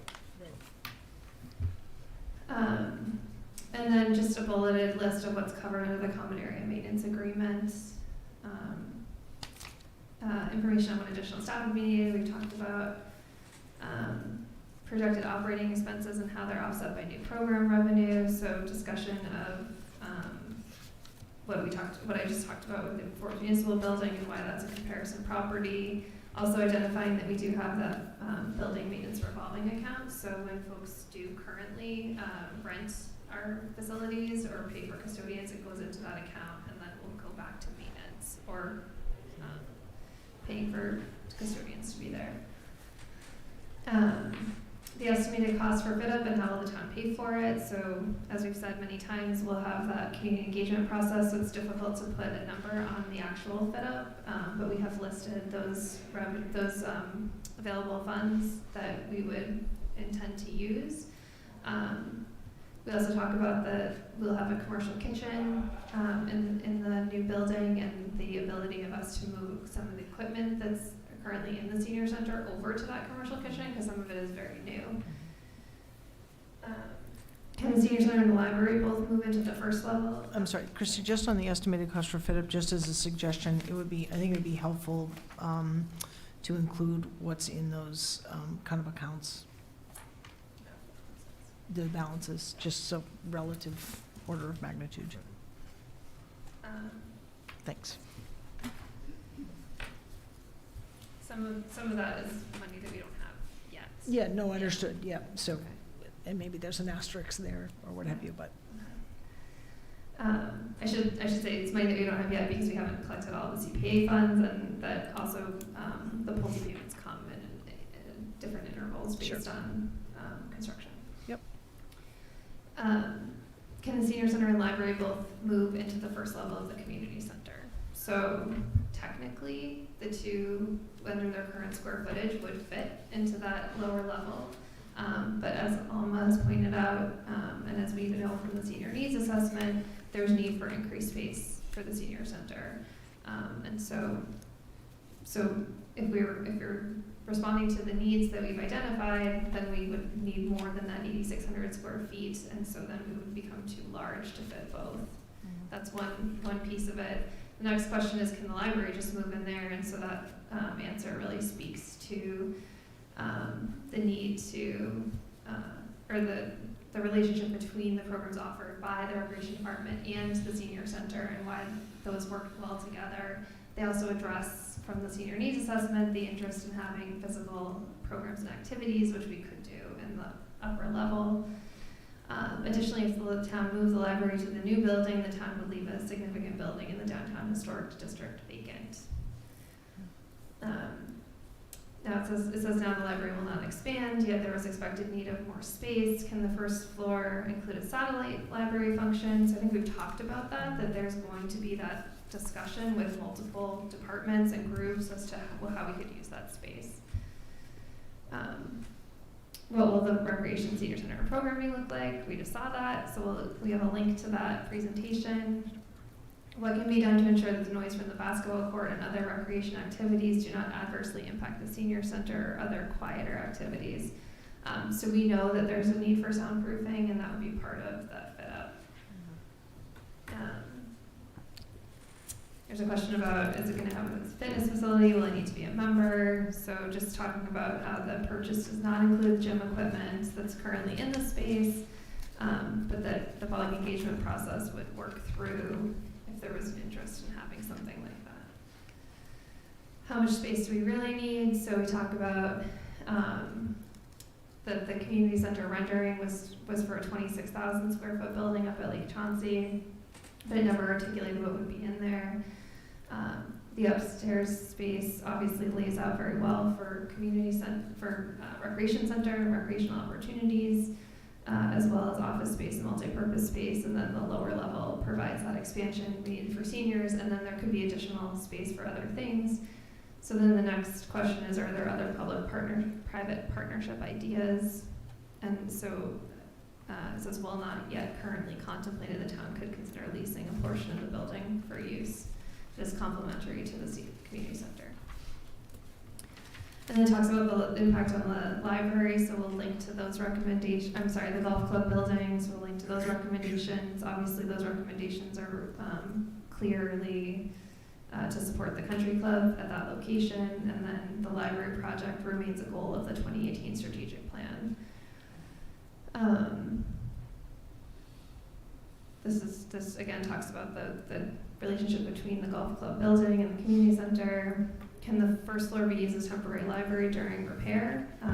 Yes, it could. It just depends on timing. Christy, just as a suggestion on the prior section about impacting the library project, perhaps a link, I know that the library building committee has lots of information out there, but maybe a link to, because I know the board just saw a recent updated timeline. I think something linking back to that would be helpful.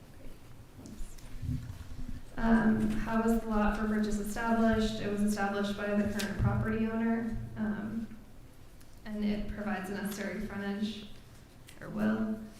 And then we talk about the reciprocal easement agreement. There's a question about concerns about traffic or noise.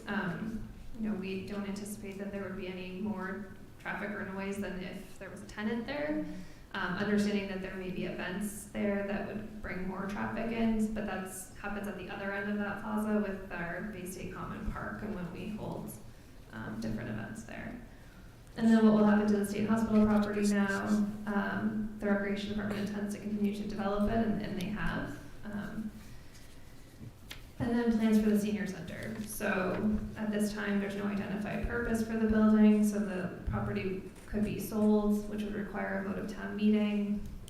The town is also expecting the Affordable Housing Trust to send a formal letter. They've talked about it at their meetings, stating their interest. Can the town sell the senior center to defray costs? Yes. And so some more detail on that. Could it be sold to a developer for affordable housing? Yes. It could also be conveyed to the Affordable Housing Trust. And then what will the maintenance costs be of the senior center if it's vacant?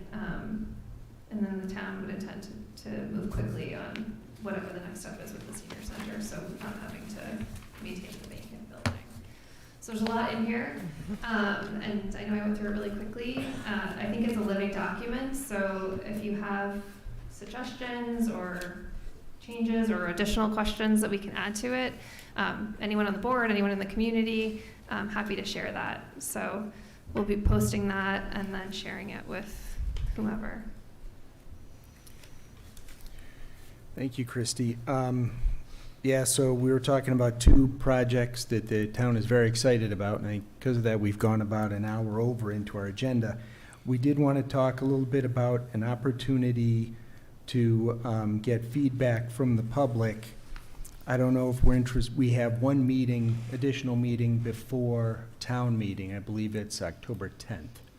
I don't know if we wanted, if the board would like to consider dedicating a portion of that meeting to getting public opinion. I think that this needs to be its own I think so too. specific public session, not not a portion of our meeting. Okay. So next Tuesday?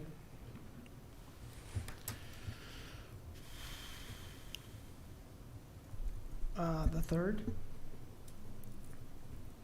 mean, I that's- won't be So- here, but go ahead. Sorry, I can send out something to get the schedules of the board. I think the question is, do we want, it seems like we would do a presentation first, so kind of combining maybe some of the presentations we have, starting to craft the presentation that we would present at the town meeting. If you do want a dedicated one, I can see what's available at different, maybe the Great Hall, and then come back to you with some different dates.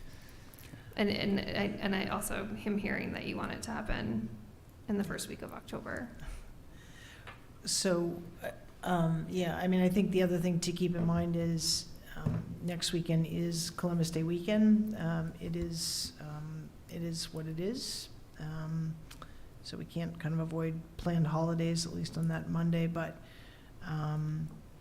I'm wondering if we need to offer a weekend session as well as an evening or a day evening. So I would, I guess, put that back to Christy and have the board kind of contemplate that. I think one session is great. I think two is better, is what I'm saying. Okay, well, I mean, I don't know if we need to make a motion here. We can just get people's calendars and figure out what we want to do. I guess this decision would have to be made just collectively by the board at some point in the next couple of days through Yep. Christie. But yeah, I think it can be, I mean, because we're not deliberating anything, we're just setting a Schedule it. calendar Yeah. that can be done Yeah. outside of a meeting. Yeah, I think we gotta do it quickly, because if it's next week, the other thing we want to do is get it advertised out there so people know Right. that there's a meeting. And just in terms of, this is probably the best time to kind of talk about format. So I think, Christie, to your point, it would be a presentation, that makes sense. And then I think it's, I think, and Christie, maybe you have some ideas, maybe we don't have to decide this here, but what is that format? Is it small group discussion and then filtering up to a bigger one, or is it just, what's your question, or, you know what I mean, what's going to be the most effective way? And I mean, I think the small group discussion is for after, when we're collecting feedback on what it's going to become. I think this is just hearing from folks what their concerns Mhm. are and then trying to answer those. So I don't know that that's fine, I this just focus wanted is to, small group. I didn't want to assume we knew I what don't the know. format was. No, I was thinking the same thing. I think for this one, it's similar to, as I think about it, it's trying to, we're going to have discussion at town meeting. We're trying to answer a lot of questions ahead of town meeting. We know that we'll be answering the same question at town meeting, but in a similar format. And I think it would be good to have folks there, because a lot of people have similar questions, perhaps, and if one person asks it, then they don't all have to ask it in smaller groups and then bring it up. So I would think it would be a presentation, as Christie said, that was the draft of what would be thought about to present at the meeting, and I'm sure that will get tweaked after the fact, but then the ability for really the Q&A session with all those present to ask questions. And I would say that if people do have questions, the FAQ is going to be on the website, read through it. Right. It may be answered. If not, continue to send to selectboard@westboroughma.gov, so that as all get many, it. as we all get that, and as many questions as there are can be built into the presentation. And, Yep. you know, as Christie mentioned, this document's a living document. It can be added to the FAQs as well. Yeah, this way everyone's getting the same information. Yep. Okay, so are we in agreement then, one weeknight, one weekend? I mean, or if it can't be a weekend, again, understanding it is a long weekend, people may already have plans, particularly town staff that may want to be attending. So I would just say an evening and maybe an early afternoon or something. All right, sounds good. So, all right, so we'll figure that out over the next couple of days with people's calendars. All right. Oops, sorry. Get out of order here. Okay, next. Item on the agenda is the Via Microtransit Worcester Regional Transit Authority update and discussion of transportation planner with our Director of Planning. I think I jinxed us because Jenny and I talked earlier and I said, oh, we might be running early, so make sure you get there a little early. Oh, that's okay. So sorry about that. Think Now of the you know fun not to she's listen had. to her. It's been a very interesting meeting, so that's okay. Thank you It's for one being way to patient. put it.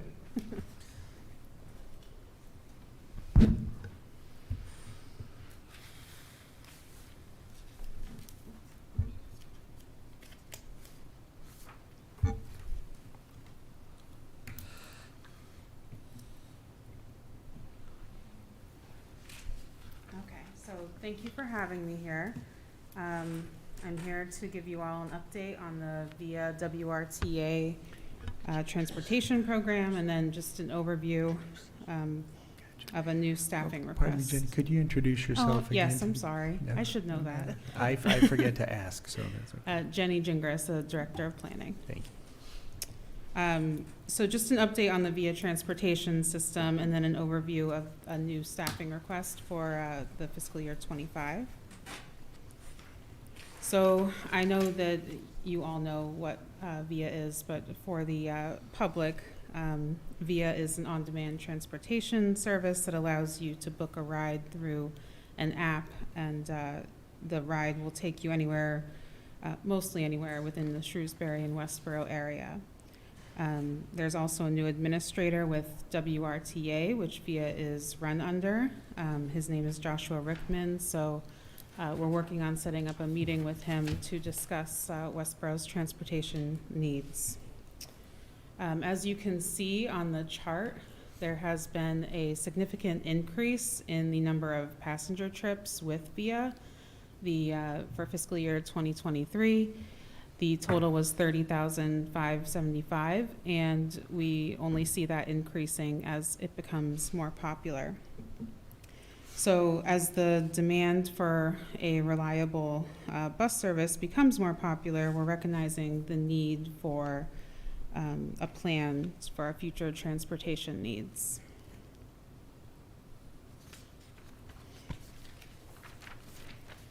So VIA currently operates through grant funding with WRTA, and in speaking with WRTA, the Worcester Regional Transit Authority, the funding is only going through June of 2024 currently. They are putting in a request to get funding for an additional year, but at that point, they will be capped at the amount of federal funding they can request. So Westborough will need to figure out a plan for our future transportation or transit needs through VIA. The estimated cost is between $650,000 and $750,000 per year. So it is a significant cost to run a transit service, and definitely something we need to consider. 2 years is not very far away. Can you repeat that cost, Jenny? Please, I I'm missed sorry? the cost. Between $650,000 and $750,000. Thank you. So I'm going to briefly talk about the current makeup of the planning department, and then kind of come back to the transportation need, and it will all make sense at the end. So the current makeup as the planning department, as you know, is I work under the planning board, and then I also have an administrative assistant in the planning department.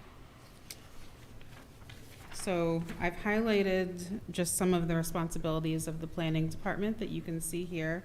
There are a lot of responsibilities that work in collaboration with other departments, and each responsibility is very important, of course, and also impacts the goal of the community to maximize the health, safety, and economic well-being of our residents.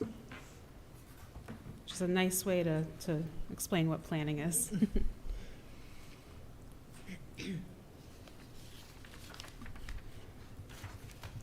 So as we look at the future of our community, it's important to focus on transportation needs. The master plan touches on a lot of transportation initiatives and needs, ranging from bicycle and pedestrian planning to transit service, buses, traffic, things like that.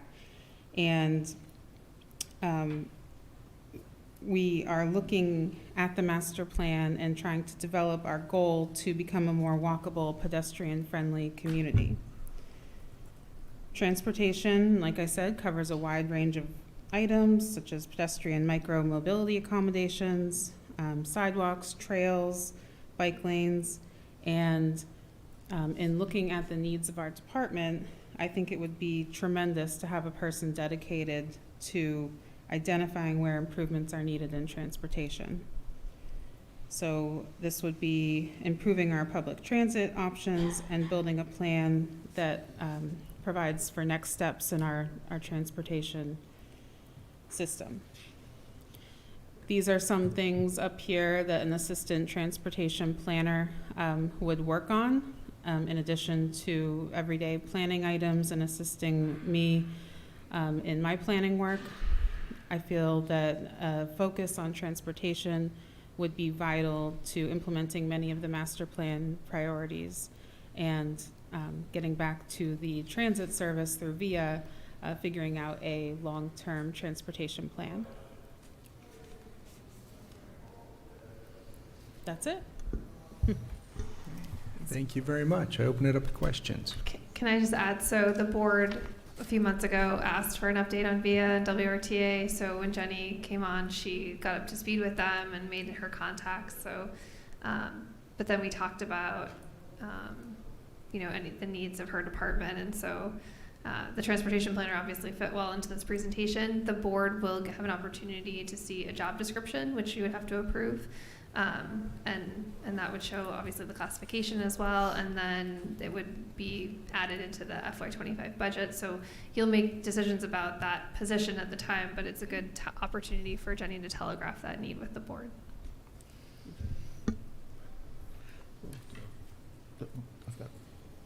Go ahead. Go for It doesn't matter who goes first, so. Everybody gets it. So I guess related to the position, clarification that this person is not 100% on transportation issues. They have other responsibilities within the planning department, assisting you in all of the other planning activities that you're responsible for. Yes, Okay. that's correct, but focused But on a mostly focus. transportation Okay. initiatives, working in collaboration with the engineering department on the different grants that we have through Complete Streets, Shared Streets, Spaces, things like Okay. that. And not for tonight, but as you're getting up to speed with VIA and get connected with the new administrator, I think it's a great program and it's having a great impact on the community. I hear that from residents and business owners often. My one long-term concern is not necessarily that we have to convince the public that it's a great service. I think we need to convince the WRTA that it's a great service beyond getting people to and from the commuter rail stations. When VIA first launched, the WRTA had a field team from VIA here, and they were talking about how businesses could set up accounts to provide rides for customers. So, they were provided a list of independent auto repair shops that might want to say, hey, you bring your car from here, we'll get you a ride to the train or get you a ride home. You don't have to arrange a ride and stuff like that. And there wasn't really follow-up on that. So for me is just going forward, keep that in the back of your mind. Looking at the numbers, it's great. I'd be interested to see what percentage are going to and from the railroad stations versus the $2 rides. Although right now, all rides are free on the VIA. Still, because it's considered bus service, is my understanding. That through June of next year, the WRT voted that all ground transportation is Yes, I know free. that they do have that program. I was not under the impression it was still free, but I can certainly look into that. Okay, It's $2 for a ride. right, unless you're going to the train station, and then That, it's $1. right, Right, okay, yes, yeah, important feedback. yeah. Thank So you. just as we parse the numbers and engage with them again and start planning for the future, the recognition that this isn't just getting, people to and from the commuter rail stations. It's a vital transportation service for the community. Yes, yeah, I have received many comments from other residents on the system and how it's working, which is important in looking on how we can plan for another transit service or staying with VIA, however we're going to handle it in the future. Okay, great, thank you. Yeah, Jenny, thank you for bringing this to our attention for consideration. It's a pretty actually exciting program. If you could bring up that slide with the number of riders or trips, that would be helpful. So kind of connecting to Shelby's question that you mentioned, in order to continue this program beyond potentially 2025, an operating expense of $650,000 to $750,000. Is that anticipating the 30% growth year over year, or is that just our current cost? That's the current cost. That's the current cost. So we could actually see that be significantly more.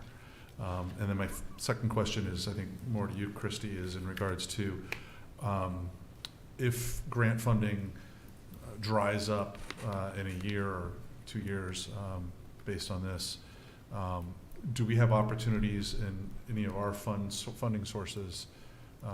And obviously this is a few years out, but I'm thinking of the senior center funds and other users of this specifically. Are there opportunities within their funds to help accommodate this in the long term?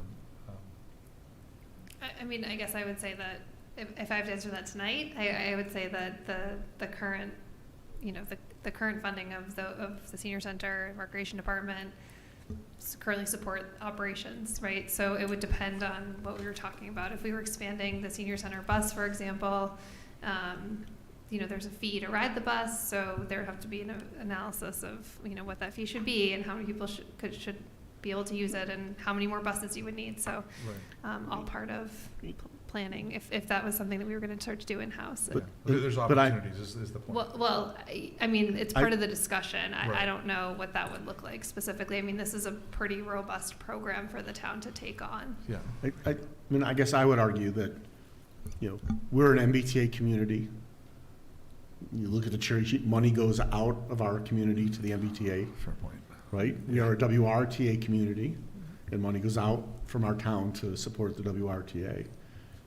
I would argue vehemently that until, that we're not particularly well served by the MBTA, right?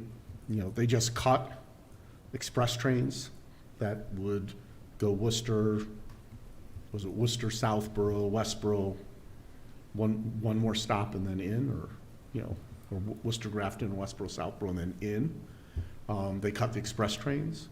There was no communication with the town about that. There was no hearing as to about the need of the service. It was just done. We don't always get a chance with the MBTA to talk about the quality or lack thereof of their service. Until VIA, I would argue that Westborough was horribly served by the WRTA. Rapid transit, public transit within the communities outside of Worcester that aren't specific to getting people into Worcester are neglected. And even then, there's only one bus that goes from Shrewsbury into Worcester, right? It's not like they're thinking we're gonna get people into Worcester downtown using public transit. My argument and position very strongly is that we've demonstrated a need for public transit that'll be used, that the right type of public transit can be very effective in helping the community, and that really falls to the WRTA and the MBTA to provide that service. And they have funding mechanisms necessary to do that, whether it's grants or their operating funds. Yeah, very well said, Alan. You're spot on. I would just add, my thought is that this is a multi-community issue with Shrewsbury and Southborough And part of Northborough. and we've received tremendous feedback about broadening that to Hopkinton and other areas for some of our underprivileged families in the community that need access to jobs in other areas that just don't ride along Route 9 as an example. So I think you're spot on, so thank you. Any other thoughts, questions? Yes.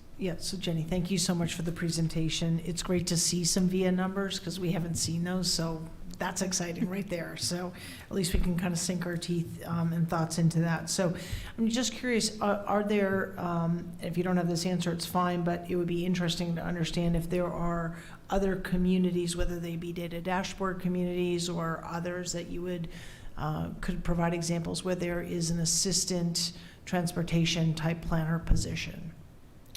So for transportation specifically, there are definitely other communities that have a specific person dedicated to transportation. Okay. A lot of towns do have an assistant planner as well. Okay, so when we see I think the full presentation come before us with the job description and kind of the FY25 request, that would be helpful, I think, to understand, because we like to look at comparisons.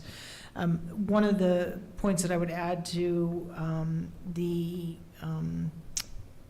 VIA increase is, and actually to your planning department responsibilities, is the aging demographic, right? So that number, I think, is very relevant to the needs of drivers. We saw through the senior needs assessment, which wasn't referenced here, but I would, I'm sure you've read it, but it's also an indicator of the type of services that we're being asked to provide as a town. Whether or not we can afford to provide them or not is a whole other question.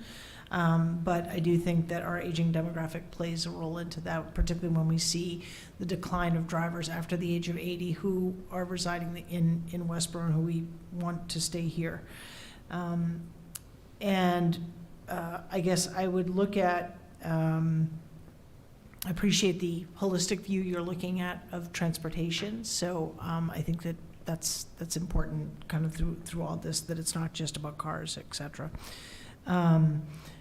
The other benefit, Alan, to your point on MBTA and WRTA and VIA is that there's an employee-employer benefit to the VIA service that I think is woefully undervalued. You got a lot of people living in Worcester, who don't have a way to get here to Westborough to work, to shop, whatever. And so there's an economic benefit, to just being able to get across the bridge, so to speak, for all, for individuals and communities. So I think that that's particularly important. And then I'm a huge fan of VIA. I have been from the beginning. I worked with some of their marketing people when they first came, to town. I do think we're going to have to challenge ourselves, not so much with the position that you're asking for, but as it relates to public transportation. Chris, to your point about taking on that, is Westborough ready for it? Is this a role that Westborough needs to play from a public municipal view, or should we let the private market sort of figure that out through things like Uber and Lyft and whatever other fun name some company might come up with, and educate folks, on how to use those other services. So I think that's going to be an interesting discussion, because that is a big sandwich to bite into as a municipality. I'm not saying we shouldn't, but we just really have to be thoughtful, because once we start that service, people aren't going to want it to end. So. Absolutely, and it is definitely something big to undertake.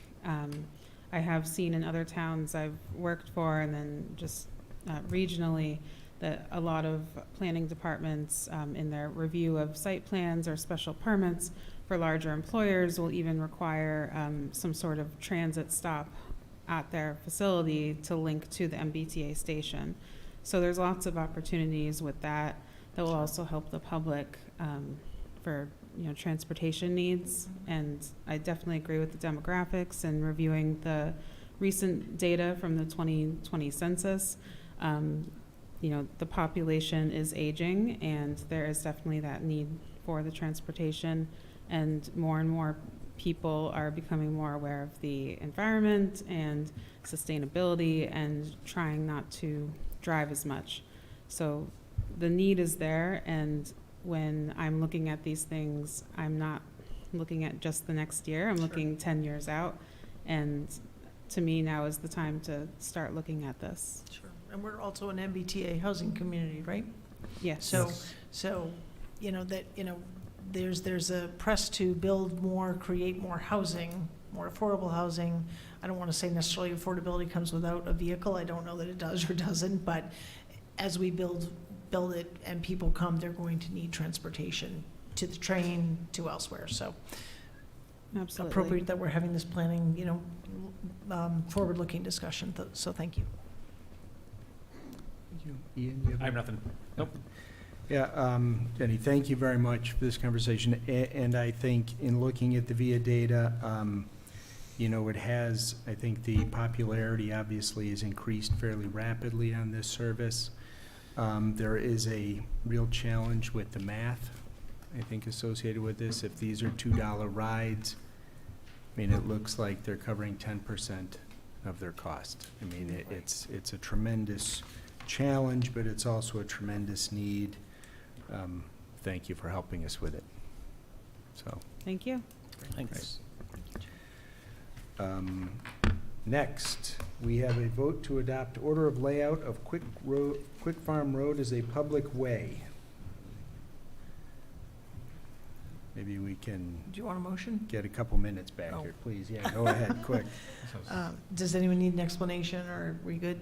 Good. Okay, so whereas the Select Board of the Town of Westborough, acting pursuant to Mass General Law, Chapter 82, Sections 21 through 24, having deemed common convenience a and necessity require the acceptance of Quick Farm Road as a public way as shown on the plan referenced below. And whereas the boundaries of the layout of Quick Farm Road are shown on the plan entitled, quote, Acceptance Plan of Roadway and Easements Quick Farm Road in Westborough, Massachusetts, 01581, owned by Casa Investments, Inc., dated January 7, 2022, revised through August 31, 2022, prepared by Thompson List and Associates, Inc., which plan was referred to the planning board, and which plan is hereby adopted as part of this order, and all land lying within the layout of Quick Farm Road is hereby laid as a public way.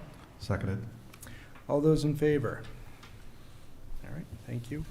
And for the public, we do that so that it can be added to the warrant for town meeting, this item. That's why we do it tonight. And with that, we go to the fall town meeting warrant discussion. Can I just suggest that we start with Jen Kirkland? I think Jen and Chief Minardi will be pretty quick. Sure.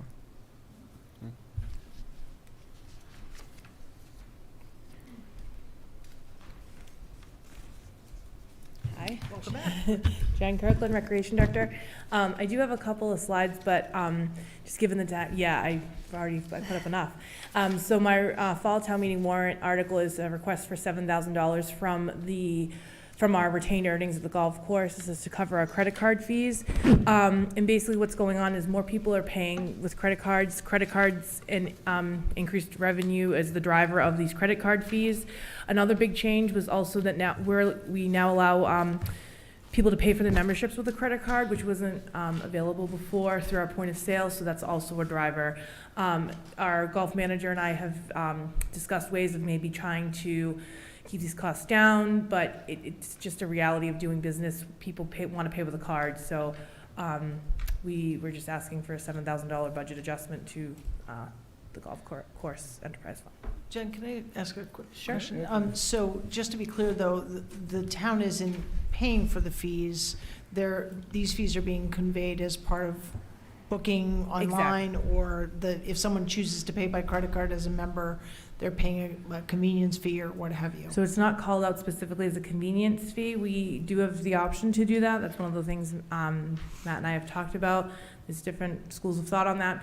We build those costs into our costs. So the membership fees and greens fees are all supposed to encompass all of our fees, including those. Again, there's two schools of thought on whether you put a convenience fee separate from what someone's actually paying. People Sure. have different feelings about it. Some people feel people get upset having to pay that extra fee. But it's a conversation I think Matt and I will definitely be having over the winter. Sure, Yeah. having run a business, I absolutely, I know where you're coming from Yeah. on that. But just to be clear, the money that you're asking for is money we've taken in, it's revenue we've taken in Yes. from memberships Yep. or fees or Mhm. greens fees, and you're just asking to do what with it? I think the public doesn't Sure. always understand the nature of how the money moves Yep. around. Sure. So we have money in our retained earnings. And so we're asking to add to our budget, our credit card service fees budget line, $7,000. So I think a good way that I understand it is that it's not like your checking account, that if you were to get $1,000 today, you can go spend that money. So for the golf course, we can take in $1 million, but we can't just go spend $1 million. Our budget is set at the beginning of the year, and that's what we are tied to. So that's why I'm asking for this $7,000 increase. Hopefully that makes sense. And the 7,000 does not represent but it's not, there's no hit to the taxpayer. No, not at all. It's So- from our retained earnings, which is I money that we have made, I guess, Yes. from previous years. Okay, I just wanted, I Sure. think it's No, important for absolutely. people to understand go Yeah. ahead and do it. I have a Yeah. question, but it's not coming out of my pocketbook, Yeah, no, not at all, unless I play golf. unless you put, exactly. Okay. Any other questions? Nope. Thank you. Thanks, Jen. Thank you. Have a good night. Thank you, John. Right, next, you said police and fire? Yep, Chief Minardi. So there's one article that is jointly sponsored by the two departments, and then there is the firefighter additional article. But Chief Purcell already spoke to you about that when you did the ARPA award. Good evening, Todd Minardi from the Police Department. I will be brief. This article, it came to light to me that we were short on radios. We didn't have any more spare portable radios anymore. I subsequently found out the fire department was in the same situation.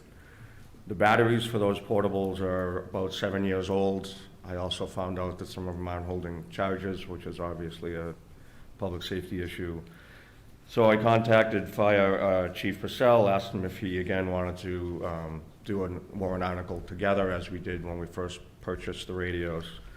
So what this article accomplishes is we both get 5 spare radios, and the total of the 5 radios is $83,005.30. And then we were purchasing 110 spare batteries for a total of $16,919, which rounded up to the amount of the warrant article. Yeah, Chief, thank you very much. Any questions? No. Thank you. All night for that. Thank you very much. Hope you feel better. Yeah. Poor guy. Next, I have the Department of Public Works.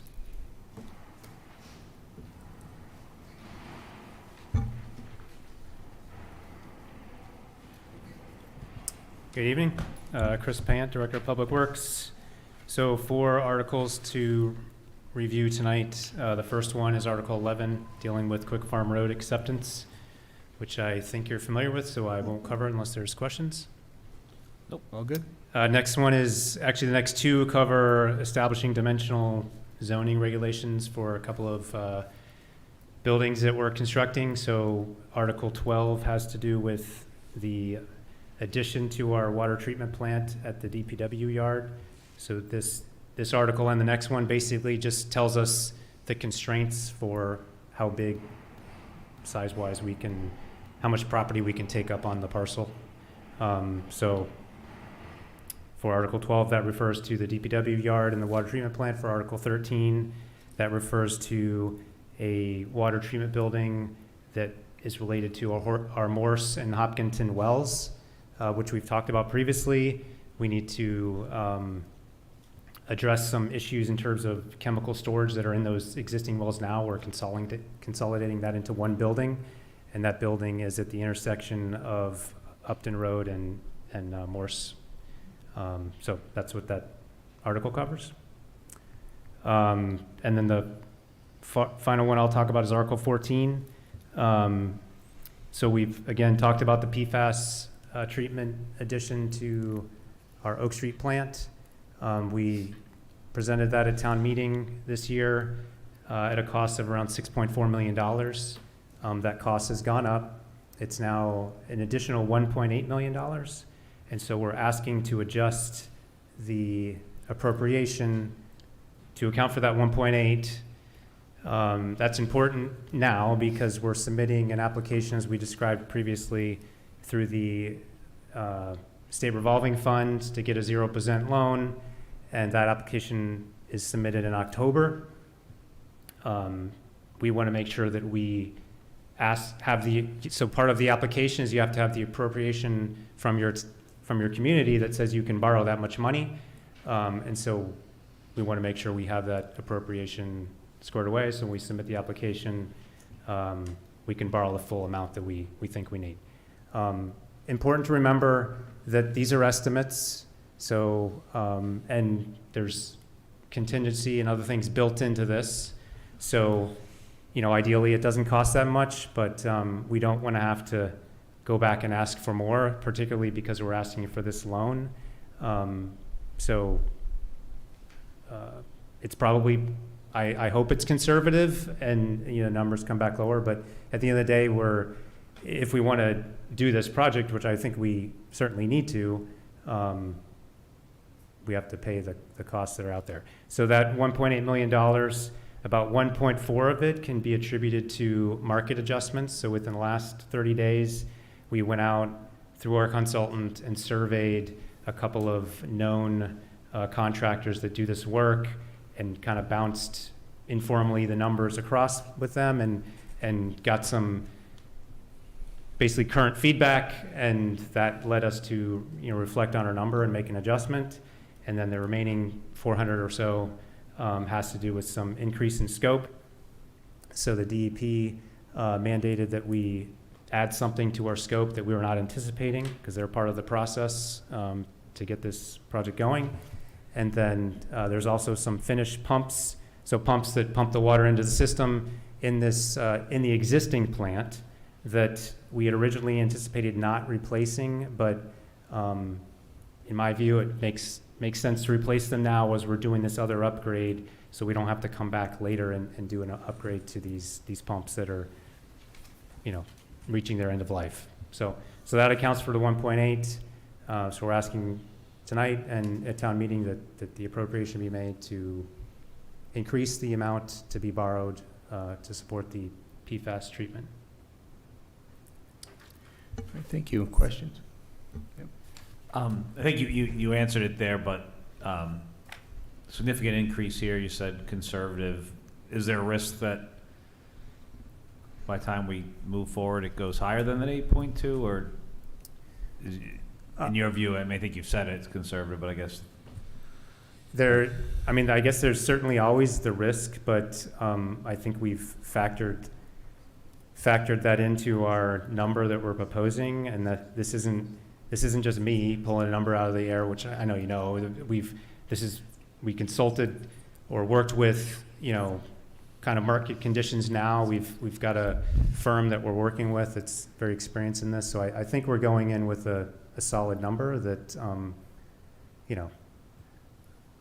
I say it and it won't happen, but I think we'll be well prepared for the conditions next spring when we think we're going to put this out. Perfect, thank you. Any other questions? Sorry. So we still have in the warrant a sum of money, but you're saying that it should be the 1.8. Maybe I missed that. I'll give you the exact amount, but it's roughly 8.2. Okay. So, I guess we need that tonight, right? Right. Because you're going to close it. So Yeah, or it could say a sum of money, and then we just do the motion. So that's up to the board. I can give you a number. I need to do a little bit of math, and I can do that while you're doing other things. But I so can when give you Chris and I talked final about number. it originally, we put a sum of money because he was still working on that number. So I think it's probably better to let him take the time to refine the number for the motion. Yeah, I'd and just leave do it the as most, sum let's of leave it money. as is, fit and not just rush through it. Yeah. Hate to make a mistake and then Yeah. be stuck. Right. And change it on the floor? No, it We'll would be in the make- it'll motion. be part of the motion. And just give it on the floor. So we'll keep it as a sum of money right now, knowing that it's roughly basically 8.2 million Total. number. The motion that we made on town meeting floor will be the actual number. Right. That's what I was asking. Yes, Okay. yeah. That's the way I think is a better way to go. I think that I would, makes sense. I would just, Yeah. I would just ask that the explanation speaks to kind of how much came first, and this additional amount, once that's, the explanation isn't quite as clear, I think. So as when it you needs to close be. the warrant, that's what it will It's- say. So I guess. Okay. Hold on.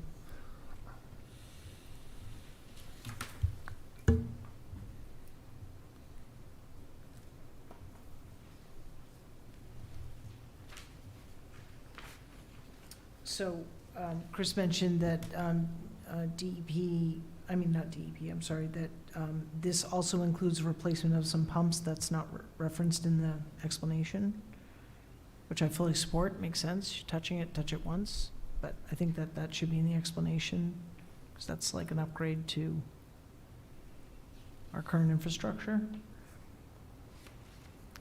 And, let me just see here.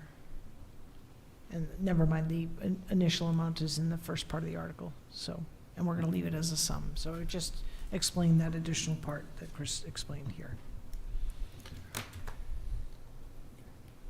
Is that okay?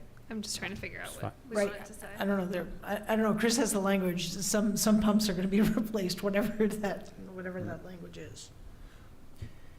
And this is borrowed against the town, or is this water? This will be paid for out of the Water Enterprise Fund. Okay. That's, I guess my question, Shelby, as I look at it, you're talking about what's in the article information, so that, Yeah, the article information, so where it says second DPW proactively surveyed the market, that makes sense. And something like after that sentence, further, this, additional increase accounts for replacing 4 pumps, 2 pumps, whatever it is. So just adding another sentence. Yeah, that- just that adding another mentions sentence. A little more information. We're taking advantage of the construction to replace pumps approaching end of life. Yeah. I mean, you don't have to say the number of pumps, but I think it's just, it's important. We always talk about pumps, we talk One about pump, two grinders, we talk pump, about lots of red pump, blue things. pump. Right. I mean, it's as simple as material labor costs as well as replacement of existing pumps. Right, and we're getting more than just the market adjustments and the increase in scope. We're getting more. Right, well, that's my Replacement point. pumps, Right. Yeah, right, no, that's a good right, point. Yeah. Okay. Clean water. I think We're getting to clean Ian's water. point, A little important. the article information, I don't think speaks to that this will be paid for out of the Water Enterprise Fund. Does it?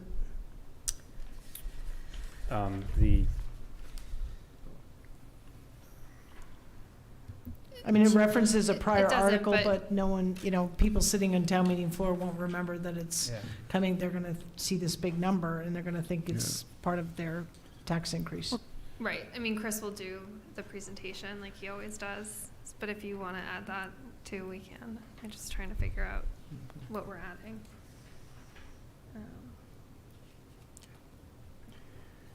But as Do you to have the language, article Chris, that itself, makes- Not to the. Nothing changed the article. Yeah, nothing in the article, I'm It's only the talking about the article information.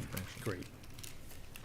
So I think after the second to last sentence, I would just suggest adding, this increase also adds or replaces, not adds, replaces, whatever, dated pumps, end-of-life pumps,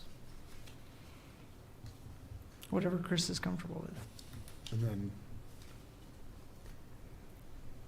and the debt will be paid. Do you want me by to the- give it to you? Yeah. So, so it says first, the Department of Environmental Protection completed its required review, so after that sentence, I would just say additionally, this project will include the replacement of the treatment plant finished pumps. And then before the last sentence, this project is funded through the water enterprise. Thank you, I think that helps. Excellent. Any other questions for Mr.? Yeah, I do have a question. So Chris, you briefly commented there, I think it was during the response to Ian, around springtime. Can you talk a little bit more about kind of the schedule here? Because, I'm looking, we just had a town meeting vote in March 6 months ago, $6.4 million. Now we're 6 months later, we're looking for 1.8. What is happening, grant application in October, something happens in springtime? Just maybe talk us through that schedule. Yep, so over the course of this year was the design. So we just finished the 90% design, provided our feedback. Now the final design is being produced. That's submitted with the application. This is the timeline for the SRF program, so October is when the application's due. We find out, or we get approval for that loan early next year. There's a whole bunch of paperwork and transactions that go back and forth between us and the program, with the expectation, on our end at least, that in the early summer, maybe late spring, we're putting this project out to bid, and then in the summer of 2024, construction or the project is underway. And the project itself is expected to take about 24 months. Okay. Thank you for bringing this before us. Appreciate it. Clean water's good. Thanks, Chris. All right. Any other questions? Thank you very much. Thank you. And next, we have the library.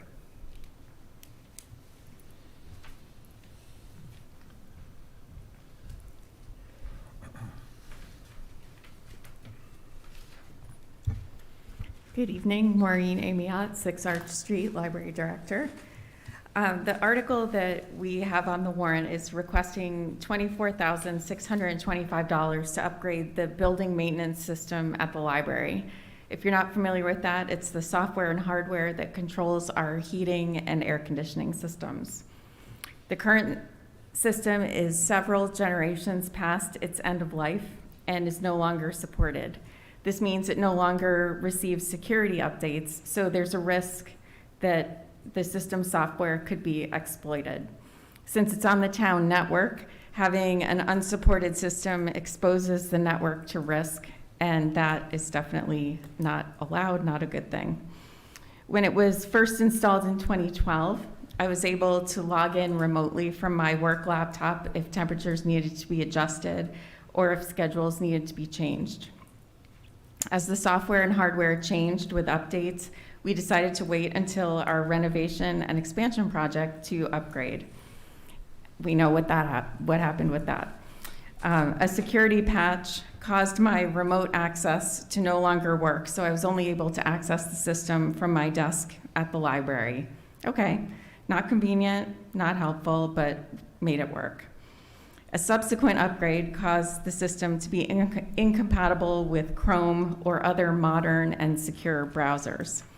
I could then only access it through Internet Explorer. Also not the greatest. Around the same time, I lost access to the rooftop unit that provides outdoor air to the building when a power surge fried one of the parts. The unit operates, but I'm not able to change any of the settings or the scheduling without the upgrade that we're asking for at town meeting. And again, we thought renovation was closer on the horizon, so we plan to address it at that point as part of the project. Fast forward to now, and Internet Explorer is no longer supported by Microsoft, so the system forced me to open this site in Microsoft's new internet browser, Microsoft Edge. In order to access the controls, I had to open Microsoft Edge in Internet Explorer mode and get to the system that way. The very last deterioration of the system came when my desktop computer outlived its useful life and I got a new one. The building management system still requires an unsupported version of JRE, also known as Java Runtime Environment, which is software that you use through an internet browser to connect to the system. Use of Java poses a huge security risk, so the IT department does not install this software on any computer on the town network. I'm at the point now where the only way to change schedules, adjust temperatures, or make any changes to the system is by contacting Empower Automation, our vendor, and have them do it from their side. They've been gracious about doing so, but if I have to do this much longer, I expect them to start charging us for it. The equipment and the software that would be installed will be the newest version of the system, which will allow remote access via laptop or phone app. It'll be forward compatible with future releases of the software for 9 years per the manufacturer. And it will more than likely work with whatever system we end up with in the repair project down the road. If it does not, for some odd reason, Empower will be able to harvest any of the parts from the system and use them on similar systems that have been installed over the last few years at the fire station, the Forbes Municipal Building, and in this building. It's funds that will be well used to fix an urgent security and building management issue for us, especially as heating season approaches. Thank you very much. Any questions? A couple of these people may know what JRE is. I thought they might. Appreciate the thorough. It's evil. It is evil. And you're spot on. It is a huge security risk. So you Yeah. fully support this? Yeah. I did have a couple questions, though. Just thank you for bringing this forward. Just to be clear, are you talking? I'm thinking about when you know in the article information section, it talks about management software and hardware to restore. Are you talking about controllers on walls? Or are you talking about a server that's sitting there that has your hardware, your software running on it that's now managing these remote devices? all of that, plus a like circuit board that would go in the rooftop unit to replace the one that got fried. Okay. And it's like pieces like that. Yeah, okay. So so there's going to be a physical server purchased, and I'm just wondering what I don't think it's a server per se. It's Okay. because the software is cloud-based. That's what I was hoping you would Yeah. say. Okay, so cloud-based within our own systems, or is this a contract out to a cloud provider to host this? It's on our system. It's all accessed through the town network. Okay, okay, thank you. Just a point of reference, people may remember the giant data breach at Target where 40 some odd million people's credit card information was stolen. They entered Target's network through an outdated sensor on a piece of air conditioning equipment. Wow. Wow. Okay. Does it? You have my vote. Good to know. Good to know. No, appreciate the Thank you. explanation. It was a bit detailed, but for obvious reasons, Great. thank you for walking us through that. Yeah, thank you. Thank you very much. Okay, with that, next, we have the Youth and Family Services Service Delivery Model. So I will recuse myself from this conversation as a result of my wife working for the Department of Youth and Family Services. Before you do that, I had another article under the fall town meeting presentations I just wanted to mention. Oh, okay. You've unrecused yourself? I don't know, for this conversation, yes. So the second article related to the community center is for due diligence, and it had said community engagement and design. It says a sum of money because we're still working through that amount. I will tell you that we got a quote today for community engagement through schematic design, which was $85,000. It's actually not unexpected, I don't think, related to what I think we had anticipated, but we can talk about that more. Additionally, in looking through some of the operating costs related to maintenance and utilities, if the board were to, if the town were to close on the community center property before the end of the fiscal year, we would have those costs. So we added in operating costs with the intention that we would appropriate some money as well for operating costs to get us through the end of the fiscal year. Given that we don't know when we would close on the property, we would propose this as a free cash, continue to propose it as a free cash article for the full amount, understanding that we would have to budget for those operating expenses in fiscal '25. So if you take the numbers that I put up earlier, it would be 1/3 of that, so it's about 75,000. So in addition to the 85. So 85 and 75, so like one. Plus whatever the due diligence is, so we're just working through that Okay. cost. And just to be clear, the 85 you said was both for community engagement and schematic design? Right. Okay, sorry, I Yeah. missed that. I thought No, it was that's just for okay. community engagement. Chris, is there possible to use any of as we heard last night's master plan meeting, that there's a little bit of money left in the master plan? Is it possible to use any of that funds? I think it was $9,000 for them to engage with us, and it kind of is similar to what we did as far as community engagement on the master plan. I didn't know if that. So the number that we got was through an architect that would help us get to design. I'm not sure that VHB offers that. Well, I'm just thinking about the engagement piece of it. I don't know how much of that 85K is the engagement piece versus schematic drawing. I'm imagining it's at least less than half of it, but I don't know. So I didn't know if it was. So there's multiple pieces to the whole Yeah. engagement, and so it would be meeting with stakeholders. It's very similar, I think, to how these buildings were designed. So it's meeting with stakeholders, it's holding meetings with the community, it's development. So I guess what I'm trying to say is I'm not sure that you would have two separate vendors doing that work. Okay. No, you talking about vendors, you talking about transferring the money? Well, no, You can't transfer the money vendors. You because can't it's transfer under the money. contract. It's So, under contract. Yeah, that was what I yeah, thought. we either use it and use them, or we don't. Yeah. Right. Yeah. Use them. Okay. So. Good question. So I just wanted to make sure that you were aware of that change, and make sure that you're supportive of it. And what's the total amount, Christy, that you just estimated? I wasn't just listening. So it would be the 85 plus 75 is 160,000, plus due diligence, which we're still getting those numbers. Okay, thanks. that was. Actually, while you brought that up, and maybe would be addressing in 10, but Article 10, that's still on, isn't that getting removed? That's removed. So I have new versions of the warrant. Okay, so what's in our for package you. is different. Yeah. I can actually pass those out now. So on Article 9, are we saying that you don't have those numbers yet, so are we looking to So it would still say a sum of money. sum of similar. money, and then Yeah. on the floor, we would make a Motion. motion with that? Okay. Yeah, so it would just be included in the motion. Okay. So there's no amendment or anything. So I should pass these Is that out it? to you. Anything else? No. Now you can recuse yourself. Just say ditto, you already Good. recused yourself. Didn't know if I should leave yet. You can have one of those though before you go. Thank you, yes. Reading, for your reading pleasure. Reading while you sit down on the bench. Right. Okay, so now the Youth and Family Services Service Delivery Model.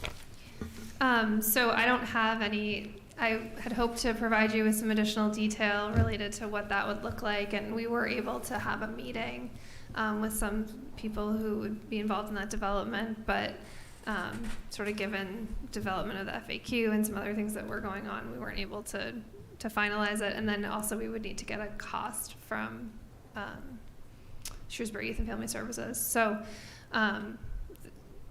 some of the stuff that I had hoped we would talk about tonight, we wouldn't be able to, except that I think that we should just continue to have the conversation about the ability of the town to use ARPA funding to begin the contract between town meetings. So in order to give everyone time to make sure that they're comfortable with it. So I did talk to Shrewsbury Youth and Family. They're very comfortable coming to a meeting. We knew even regardless of kind of everything else that they wouldn't be able to, they wouldn't be able to attend this meeting, and they're not able to attend next meeting. I think what I wanted to bring up is that we could put it on the warrant, but we don't have a clear idea of what we would be transferring. It's also obviously not well discussed in the public.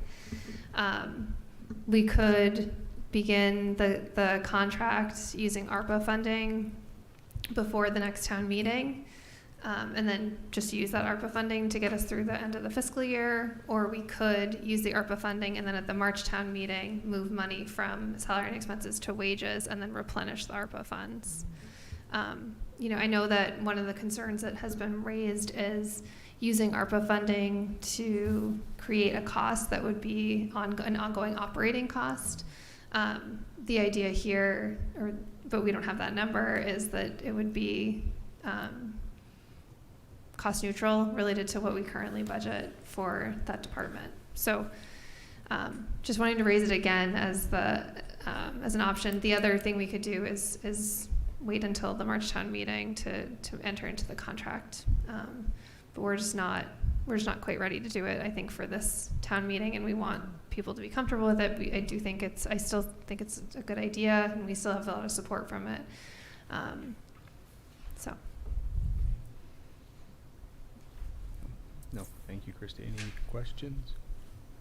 It sounds like basically what you're saying is just, we're holding off, It's just not ready. it's not ready. Not ready. I think you're smart to not Yeah. put it on a town meeting warrant. Yeah. It's not ready. Better Shouldn't to go do there. it right than right now. Yeah. Yes. Yeah, and I think it's absolutely worth, as we learn more about it, we understand the cost, then I think that's where the ARPA discussion becomes more relevant, the timing of potentially using those funds. Yeah. So I think it does maybe make sense, though, for them to still come maybe to meeting shortly after Right. I mean, town Absolutely. Yeah. meeting. Yeah. And Right to away. talk to them and Yeah. Yeah. to I personally think ARPA continue still- moving forward. Yeah. Yeah. Sorry to interrupt you. Nope. I apologize. I personally still think that ARPA is a definite potential we should think about, but I think there's still more questions here, so I think what you said, Sean, is absolutely right. Let's bring them. Well, I'm sorry, I was just gonna say, I do think it's really important that you meet them, and so where that wasn't gonna work out based on the timing, I think it's good for Absolutely. the community to see them, it's good for you to meet them, it's good for other people who are involved to meet them in advance of making decisions, so. And we've used ARPA funds for other positions that ultimately would become Yes. integrated, Yes. I'm thinking firefighters and police, et cetera. So I think that, I'd love to see a replenishment of that. That's my initial thought, you know, at a future town meeting, but that's a little bit of down the road. I'd love to just meet them and understand what they can offer. Yep. So, And when we look at ARPA funds, the intent of one of the two projects was behavioral health. There was actually, the initial request was to hire a new position. So I think there's some alignment in what was awarded and what we would potentially use it for. So, but we can talk about that later. And would we have to validate that you could sort of use ARPA funds and then kind of give them back? Like, I don't know if that's something that would need to be sort of validated with the Yeah, I mean, we would program. talk to our consultant. It would probably be pretty quick timing, so we would have to take a look at that. right. All right, any further?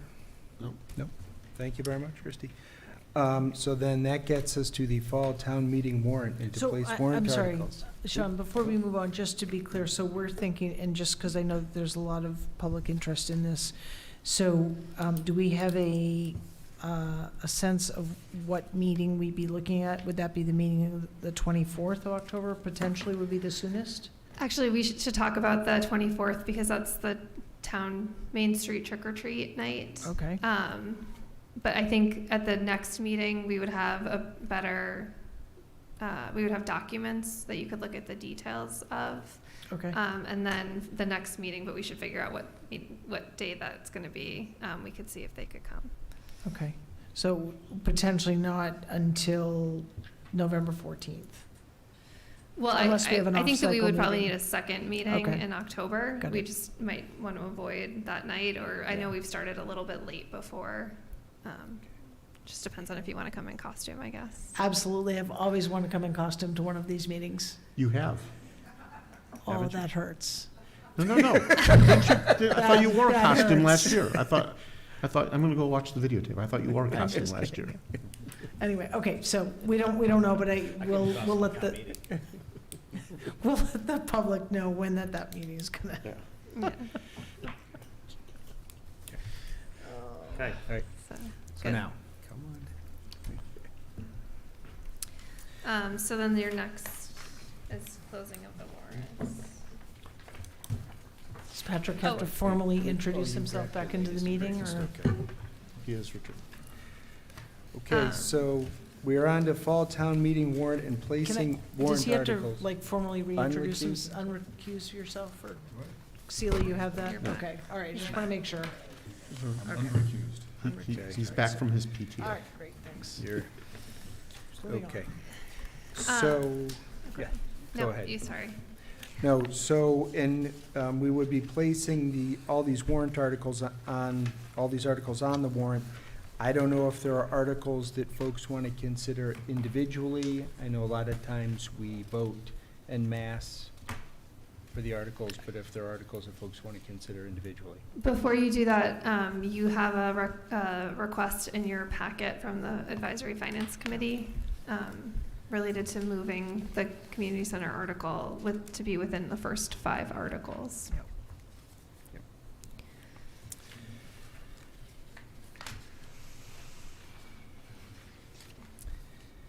Yeah, so I'll take thoughts on that.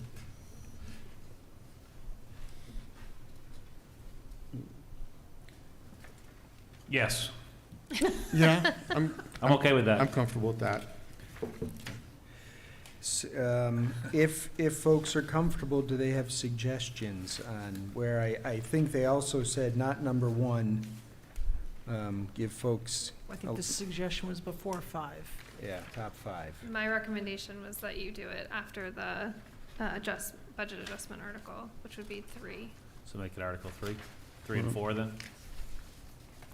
So before 4, before the current 4. Before the current 3. Yeah, before the current After 3. Okay, I just want After to, 2. after 2, After 2. okay. So we would move 8 and 9 to 3 and 4. 8 and 9 after 2. Yes. 8 and 9 would become 3 and 4. Correct. That'd be my motion. Second, Okay. Okay. Any additional thoughts on that? Any concerns? No. Not a big fan of moving articles, but in this case, because it's going to be a weeknight, it's important we have as many people there as possible for that. Yeah. I think I also, believe- oh, sorry, no, you go ahead. I believe also John Arnold supported movement of Yeah. this article as well. And I believe we Articles. only have handsets for one night. Yeah, so, so that's another. So it'd be great if this was done on night one, okay. Yep. It'd be great if there was just a night one. I still hope we get through it in one night. Yes. So we have the motion to move it to Articles 3 and 4. We have a second. All those in favor? 5-0. Okay. Thank you for that reminder, Christie. So now, I would say, Sean, why don't we, I'll just make a suggestion that we do bullets 1 and 2 and then talk about our support, Bullets 1 and 2. okay, if that works. okay.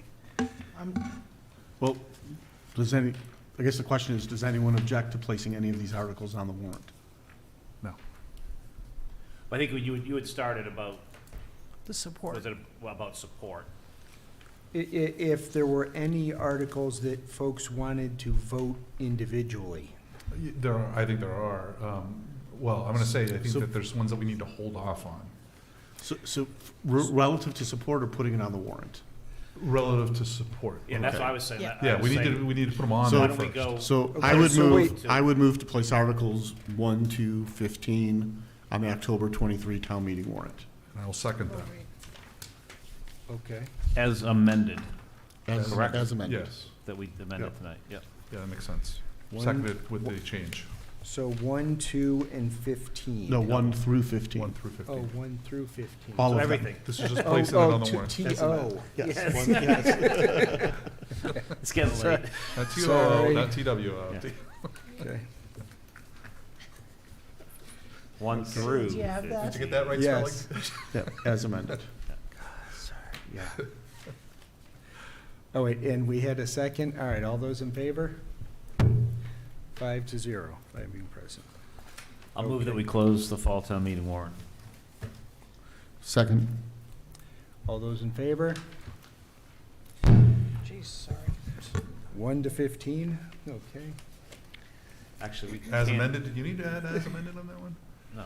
No, I guess not, never mind. Yeah, you We already closed. did that, yeah. Closing is just so we're not allowing anything Yeah, new yeah. to get on. Not Well- anymore, yeah. Okay. Right, no, but is it, and we know what the order is, because we had already Right, motioned. and you already Okay, amended, okay, and- yeah, we're good, we're good. Okay, Okay. just want to make sure. But here's my question, I think Deb were you here because, for us to sign this, or? But I don't think we can, because I we have have to. 5 signature pages,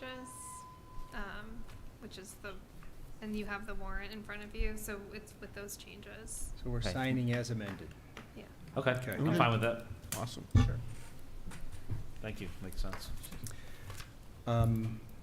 It's getting late. Do we want to start signing while we're talking, or? Hey, do you want to sign those now, or? What? Yeah. And I guess if there's, Start going through the articles. Too many papers tonight. Yeah. So Sean, do you want to start going through, as they're doing that? Go through the articles, and people can comment if they want to. Right, so. the- sure. Or we can wait.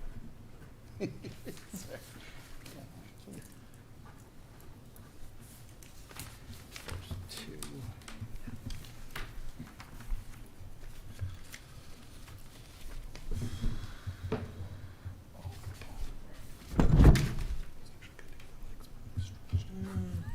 Lucky you. Cue the document signing music. All right. Okay, so, Article 1, prior year's bills, So we're just saying if we have a question, we're just going to say question. question, Okay. sounds Then good. we'll vote the rest Thank you. of our support. And my understanding is at this point, we may be passing over Article. Couple. Article 2, fiscal year 2024 budget adjustments. Article 3, community center property acquisition, 12 Union Street. Question. Question. Article 4, community center due diligence, operating costs, community engagement, and design. Same question. Question. Article 5, settlement funds. Article 6, opioid settlement fund. Article 7, public safety radios. Article 8, library building management system upgrades. Article 9, Lake Chauncey external loading analysis. Article 10, roadway acceptance, Quick Farm Road. Article 11, establish dimensional zoning regulation for building in M1 district, Department of Public Works site, PFAS improvements. Article 12, establish dimensional zoning regulation for building in M1 district, water treatment building. Article 13, town water treatment system improvements. Question?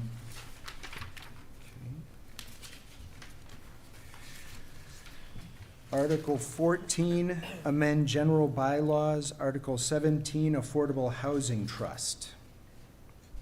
Article 15, amend town charter. Article 3, section 3-2, housing partnership committee appointing authority. So we had questions on 3 and 4 and 13. So if I may, Mr. Chair? So do we start by voting our support on Yes. the others? That's fine. Okay. Yep. So can I get a motion on items other than 3, 4, and 13?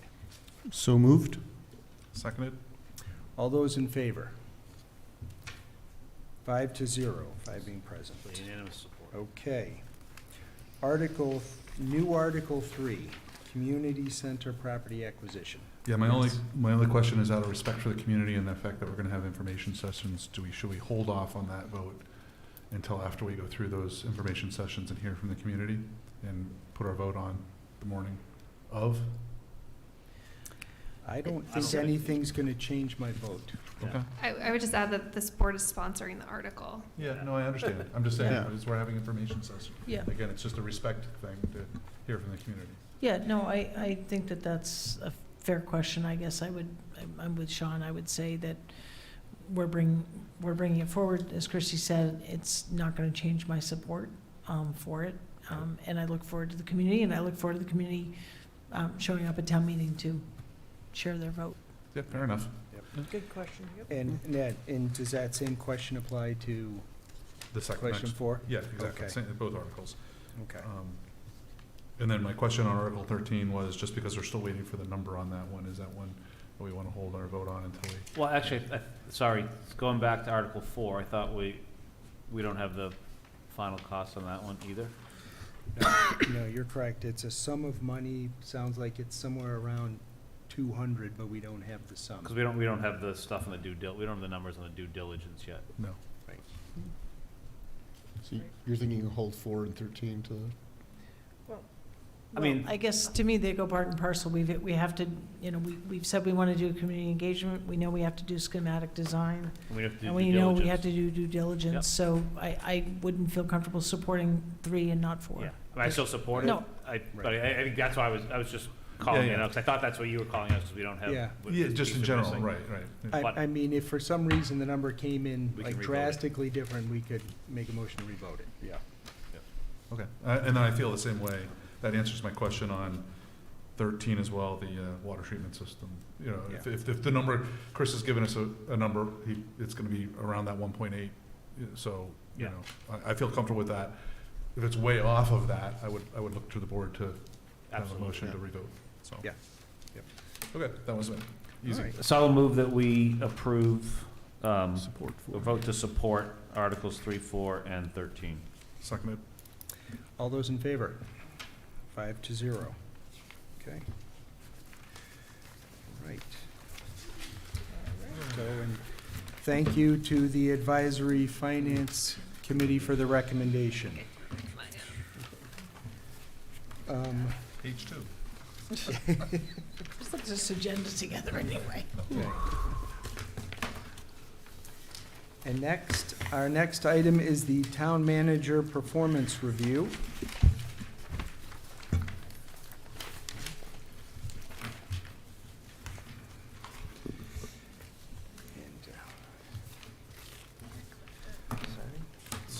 Sorry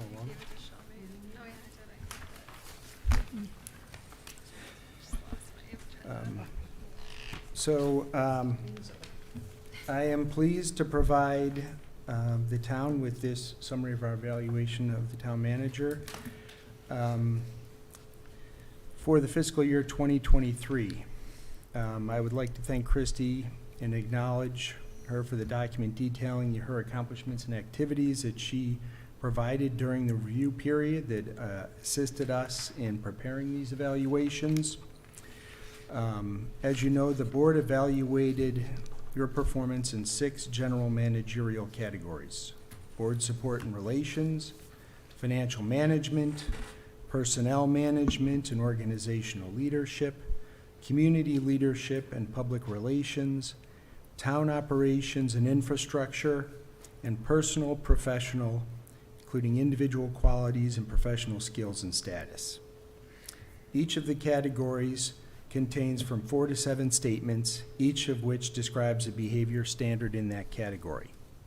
The board used the following 4-point scale to evaluate your performance relative to 36 different standards. 1 being improvement needed, 2 equals meets job standards, 3 equals exceeds job standards, 4 equals outstanding, and there was a further not observed category.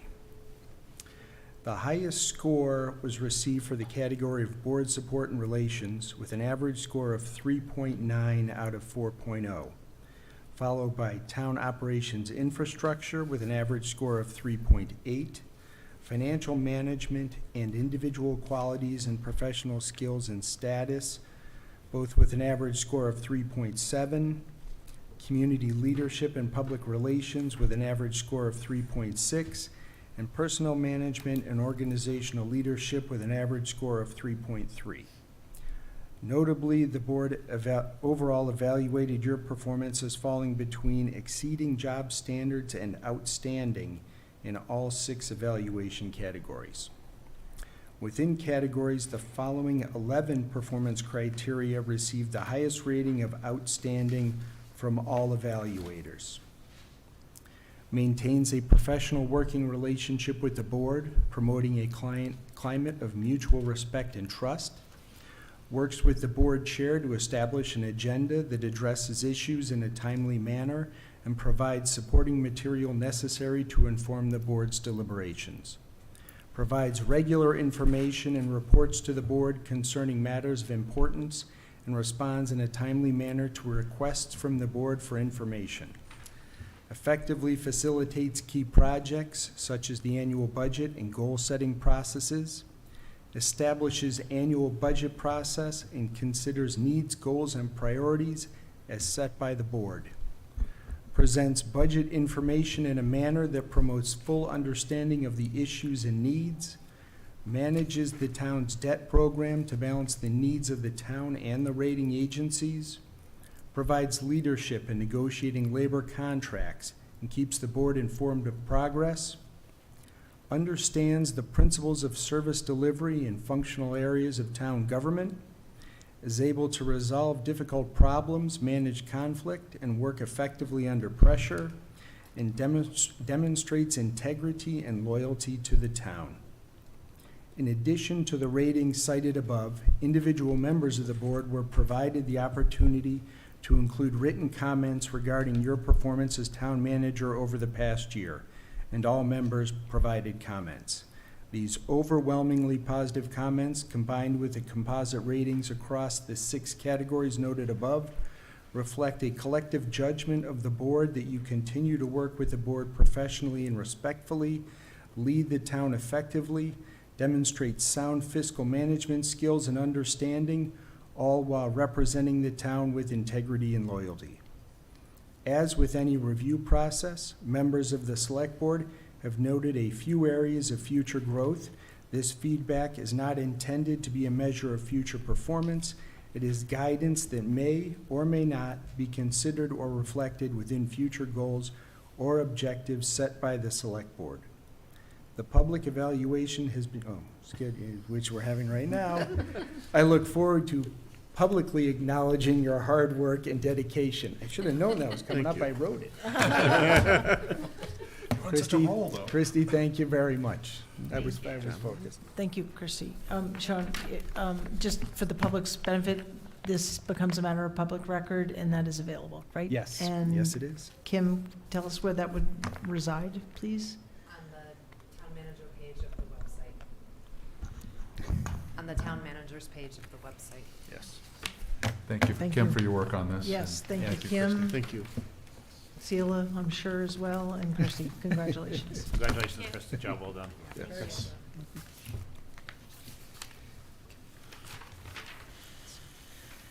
Hopefully people are still listening.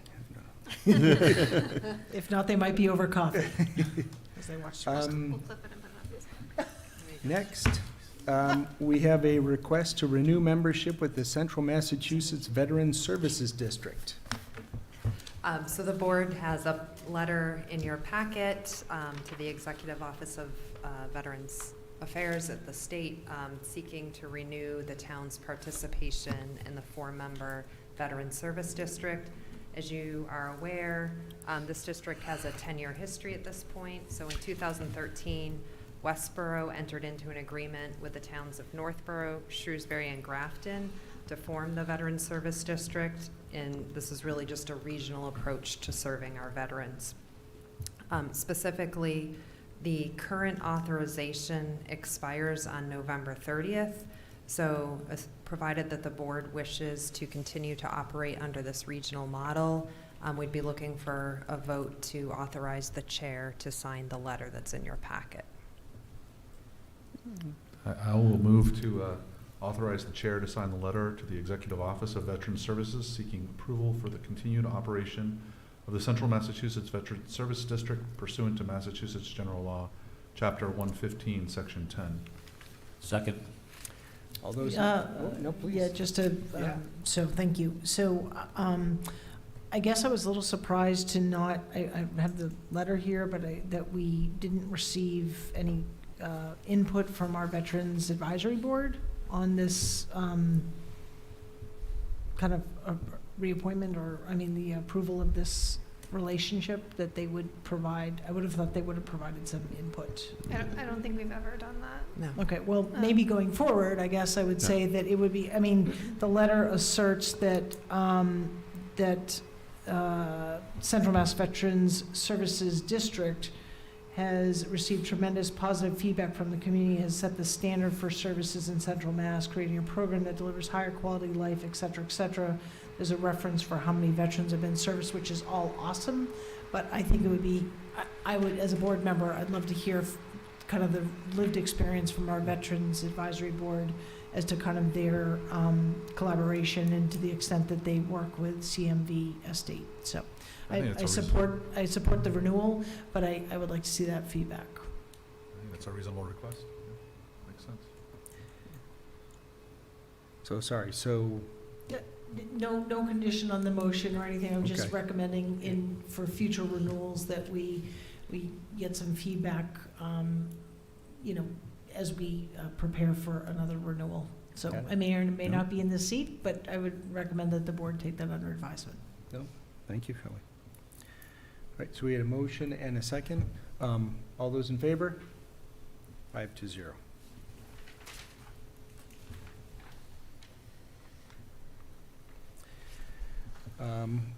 We are skipping over item 13. 14 is request to approve meeting minutes of September 12th, 2023. I move we approve the meeting minutes of September 12th, 2023 as presented.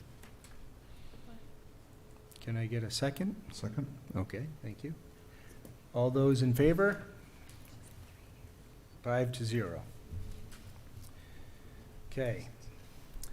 Next, we have the town manager's report.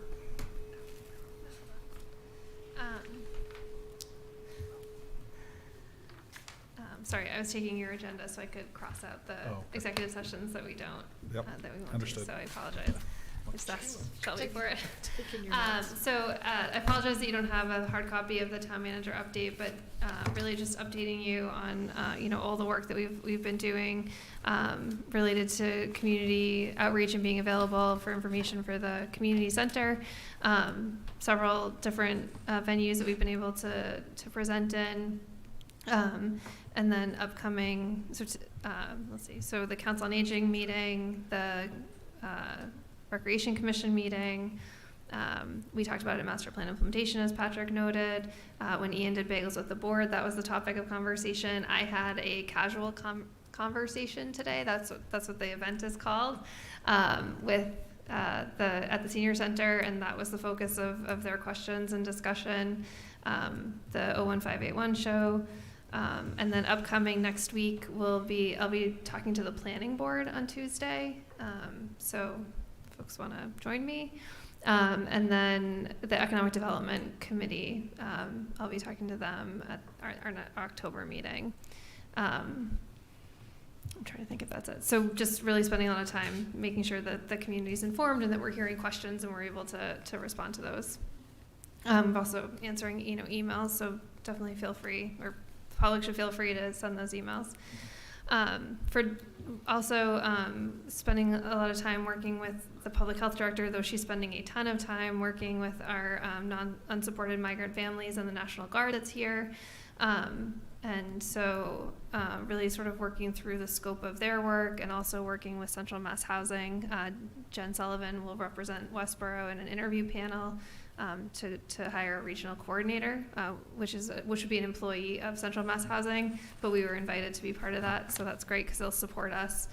And then we also are sort of taking any opportunity we can to have a conversation with the state, then Lieutenant Governor. So more to come on that. For department head updates, the finance department would like to welcome Lisa Clark, who you've all met and concurred with that appointment. She's the new treasurer collector starting on September 11th. She has a wealth of experience. She got thrown right into the fire with the Civic Leadership Academy, and she did great. So it was really, fascinating. It was me, Mark Stockman talking about IT and finance, which is really riveting. So people seem to enjoy it actually, but Lisa did a great job. The assessor's office has received preliminary certification from the Department of Revenue for fiscal 24 values. We've received 3 grants, 2 from State 911 for the fire department. The total amount is about $160,000, and then the DPW has received a municipal vulnerability grant in the amount of $271,000. We have 3 bids out. One's for the dam spillway repairs, chlorine booster stations, and then EMS billing. And then we've recently awarded several contracts. In the recreation department, the rec basketball registration is now open for all grade levels. And then all fall and winter program registration is available online. And in the town clerk's office, street listings were being shipped last Friday and are expected to arrive in the town clerk's office early this week. Residents who are not registered to vote need to be registered by October 6th in order to vote at the special town meeting. Residents are encouraged to call the town clerk's office to check their voter status if they have questions. And then 19 couples have come into the town clerk's office in the past month to file their intentions to be married. Oh, joy. That's it. Don't do it. All right, thank you very much. Next, we have issues and correspondence of the Select Board. Any take? Sure, I'll All start right, off. thank you, Patrick. I got two items. I'll just remind the community that on September 30th, the Girl Scouts are holding their textile drive at 9 to 12 o'clock at the Westborough High School. And then on October 1st, Sustainable Westborough is holding the EV car show at the Amazon Robotics Center from 2 to 5 o'clock. Exciting event. Get a great opportunity to see lots of different vehicles and hear all about different technologies. So look forward to seeing everybody out there. All right, Patrick, thank you very much. Over this way. Sure. Just going on that, reminder for folks that this Saturday, September 30th, from 11 to 5 is Arts in Common, Bay State Commons, and fingers crossed that we have some nice weather and don't have to go inside like last year, but I know the the Arts and Common Committee has been doing a ton of work to get ready for this, and I welcome the community for a great event of artists, musicians, and a beer tent. So, Right. good things there. Then there's a couple other things on liaison pieces. It was talked about, I did attend the Rec Commission meeting last week. While there wasn't an official vote because they didn't have it marked on their agenda for voting in terms of the community center, they definitely expressed full endorsement of the board. They will be having another meeting before town meeting to vote on that, to vote their support for it to be presented at town meeting. But a presentation that was in our packet, as we talked about, was the one that was given there. Some great conversation and questions, but that was a good meeting surrounding that. And then, as Christy mentioned, I did do our inaugural bagels with the board. Another at the community center. First thing that when I came in and I said I was doing bagels with the board, and I saw all these people walking in, and they said, just make sure you're quiet because we don't want you to interrupt our cribbage game. So we're trying to do bagels with the board with the cribbage stuff all in one room. So it just, again, talks about community center having some more space to offer events at the same time. But it was a great conversation with seniors there. They appreciated having the board there. I look forward to the rest of you going through your pieces, and just encourage seniors as we advertise it out there to come and show up and just have a conversation and enjoy a bagel. And Christy was there and actually had homemade zucchini muffins that came out of the senior center garden. I ate one. Alma made them. Yes. You ate one, but It was yes. delicious, yeah.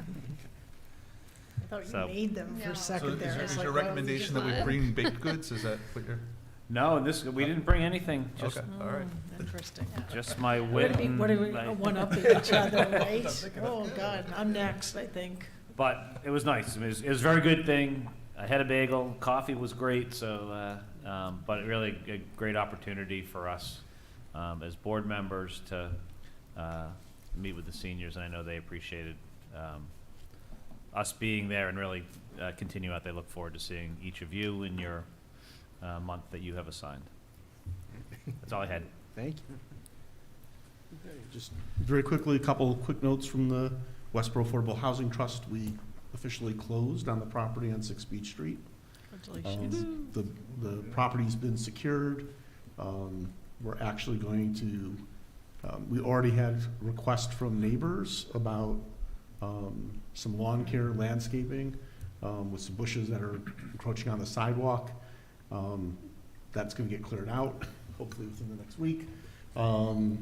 As well as we plan to do it anyways because it improves the security of the building because it makes it more visible from the street and more presentable as we start doing the detailed inspection of the structure and planning for our use of the property.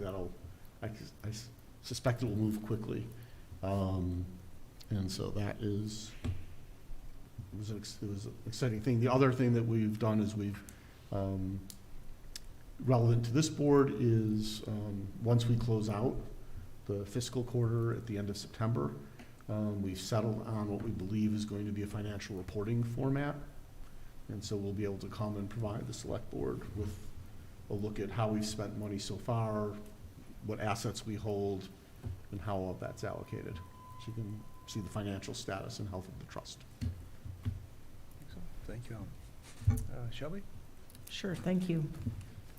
So just wanted to remind the community that the plastic recycling supported by, led by the Rotary Club, that takes place on a Saturday once a month. The next one will be Saturday, October 7th from 8 to 9 a.m. Folks can bring their plastics up to the backside of Kohl's up in Northborough for that effort. So I want to thank Kohl's for their partnership. And if folks aren't able to get to Kohl's, they can bring their plastics to Central One Federal Credit Union here in downtown Westborough, as well as at the boroughs and we've added drop-off locations at Westborough High School and Mill Pond schools. So it's great to see this collaboration with the schools. And the collection for the September event netted over almost 290 pounds of plastic. So it's great to see that participation. And if folks want to volunteer, they're always looking for volunteers to help with, it's a pretty easy lift, no pun intended. But you can contact the Rotary Club, or I'm happy to direct folks accordingly. Also, I wanted to just ask if at a future meeting, Chrissy, if you could just give the board an update on where we're at with the Community Preservation Act Committee. I know we did some appointments, not asking you to comment now, but just where we're at with that.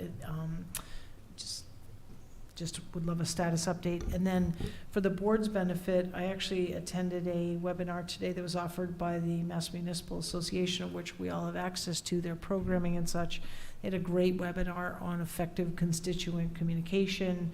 It might be something that Owen would enjoy hearing. I thought it was really, really helpful. Those webinars are available for replay after, so I would encourage the board members to take a look at that. And then the MMA is also, they've created a virtual Municipal Leadership Academy. I think they're stealing from Christie's idea. No. And it's a 3-part session. You don't have to, it's all virtual. They kick off on a variety of different topics starting on October 17th.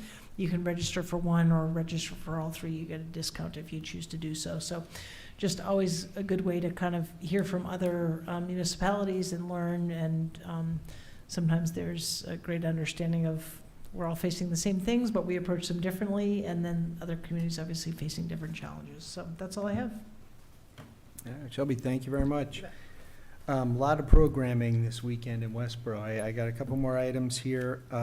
Friday night, in support of our veteran community, reminder that there is bingo at the Westborough Senior Center at 7 p.m. And then on Saturday at Veterans Freedom Park at 1 p.m., there is a flag burning ceremony with a special guest, the National Lancers, but this is also sponsored by our veterans organizations as well as our fire department, police department, and public works, if you can make that.